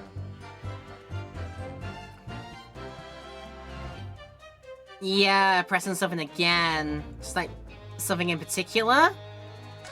We gotta well and truly grill them again, and yeah. Present when it gives you the option, go to them. Yeah, this time I've gotta pay the most attention. It's just what would be the most likely to get a rack over them? Yeah. The judge told the witnesses to vacate the sun. Did that include the inspector?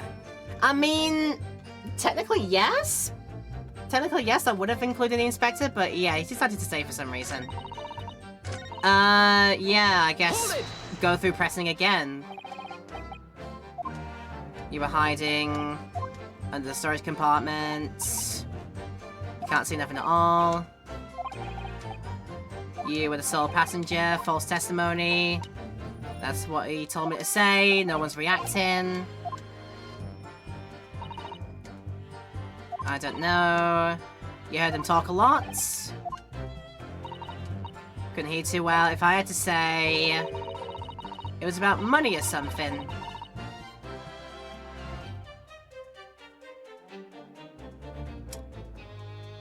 Maybe go to them because you can't see their reactions.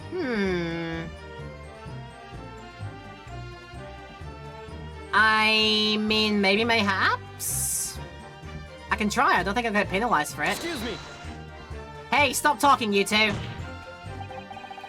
Is there something you'd like to share with the court, Inspector Gregson and Mr. Graydon? Inspector! Mr. Graydon! Whoa! Blimey, you trying to give me an heart attack? You've been whispering to each other for quite some time now. Tell us, what is this discussion about? Discussion? With this fella? Pull the other one, Sunshine. You think I've got anything to talk about with a shady gent like this? And I have nothing to say to this uncouth detective after he deprived me of the disc that was rightfully mine. Ah, but now maybe I've got their attention. They'll listen in for propers. Yeah. Cheers for the hints. But they've clearly been talking the entire time I've been cross-examining Gina. It's as if they've been negotiating.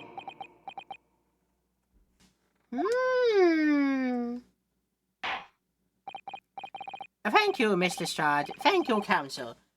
I've heard enough. I believe we now have a reasonable understanding of what actually transpired in the omnibus. It would appear that on that night 2 months ago, a negotiation was taking place on the omnibus. A negotiation concerning this disc. However, matters did not run so smoothly. When the parties involved began to quarrel over price, McGilded took what he wanted by force, at the expense of the other man's life. Which proves my point! The disc is clearly extremely valuable in some way. Although I don't understand why as yet. And 2 days ago, precisely 2 months after the omnibus incident, McGilded's coat and its contents were due to be forfeited. I don't know what I should do with the ticket. I mean, the calf died right after his trial. I knew that. So you decided you would try to claim the articles as your own. Well, why not, eh? They're only going to be forfeited. Why shouldn't I have got 'em? Anyway, you can't blame me for thinking about it. Thinking ain't no crime. Miss Lestrade, it would appear Mr. McGilded was prepared to kill in order to take possession of this disc. Do you know why that would be? I ain't got a clue. But I reckon it must be worth a fair bit of brass. He's probably going to sell it. And you can't blame me for thinking that. Thinking ain't no crime.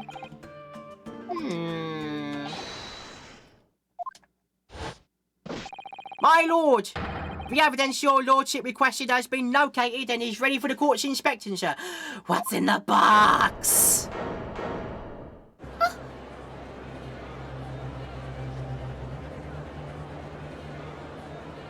Oh boy, here we go. It's the mystery little box deposited by McGilded 2 months ago. There's no doubt in my mind that it's a key piece in this far-reaching puzzle. That reminds me of a puzzle. It says to be continued. I think I found myself a proper nice little place to put it there. How about that?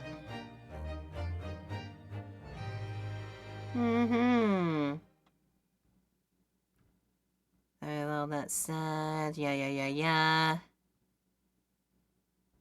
Alright, yeah,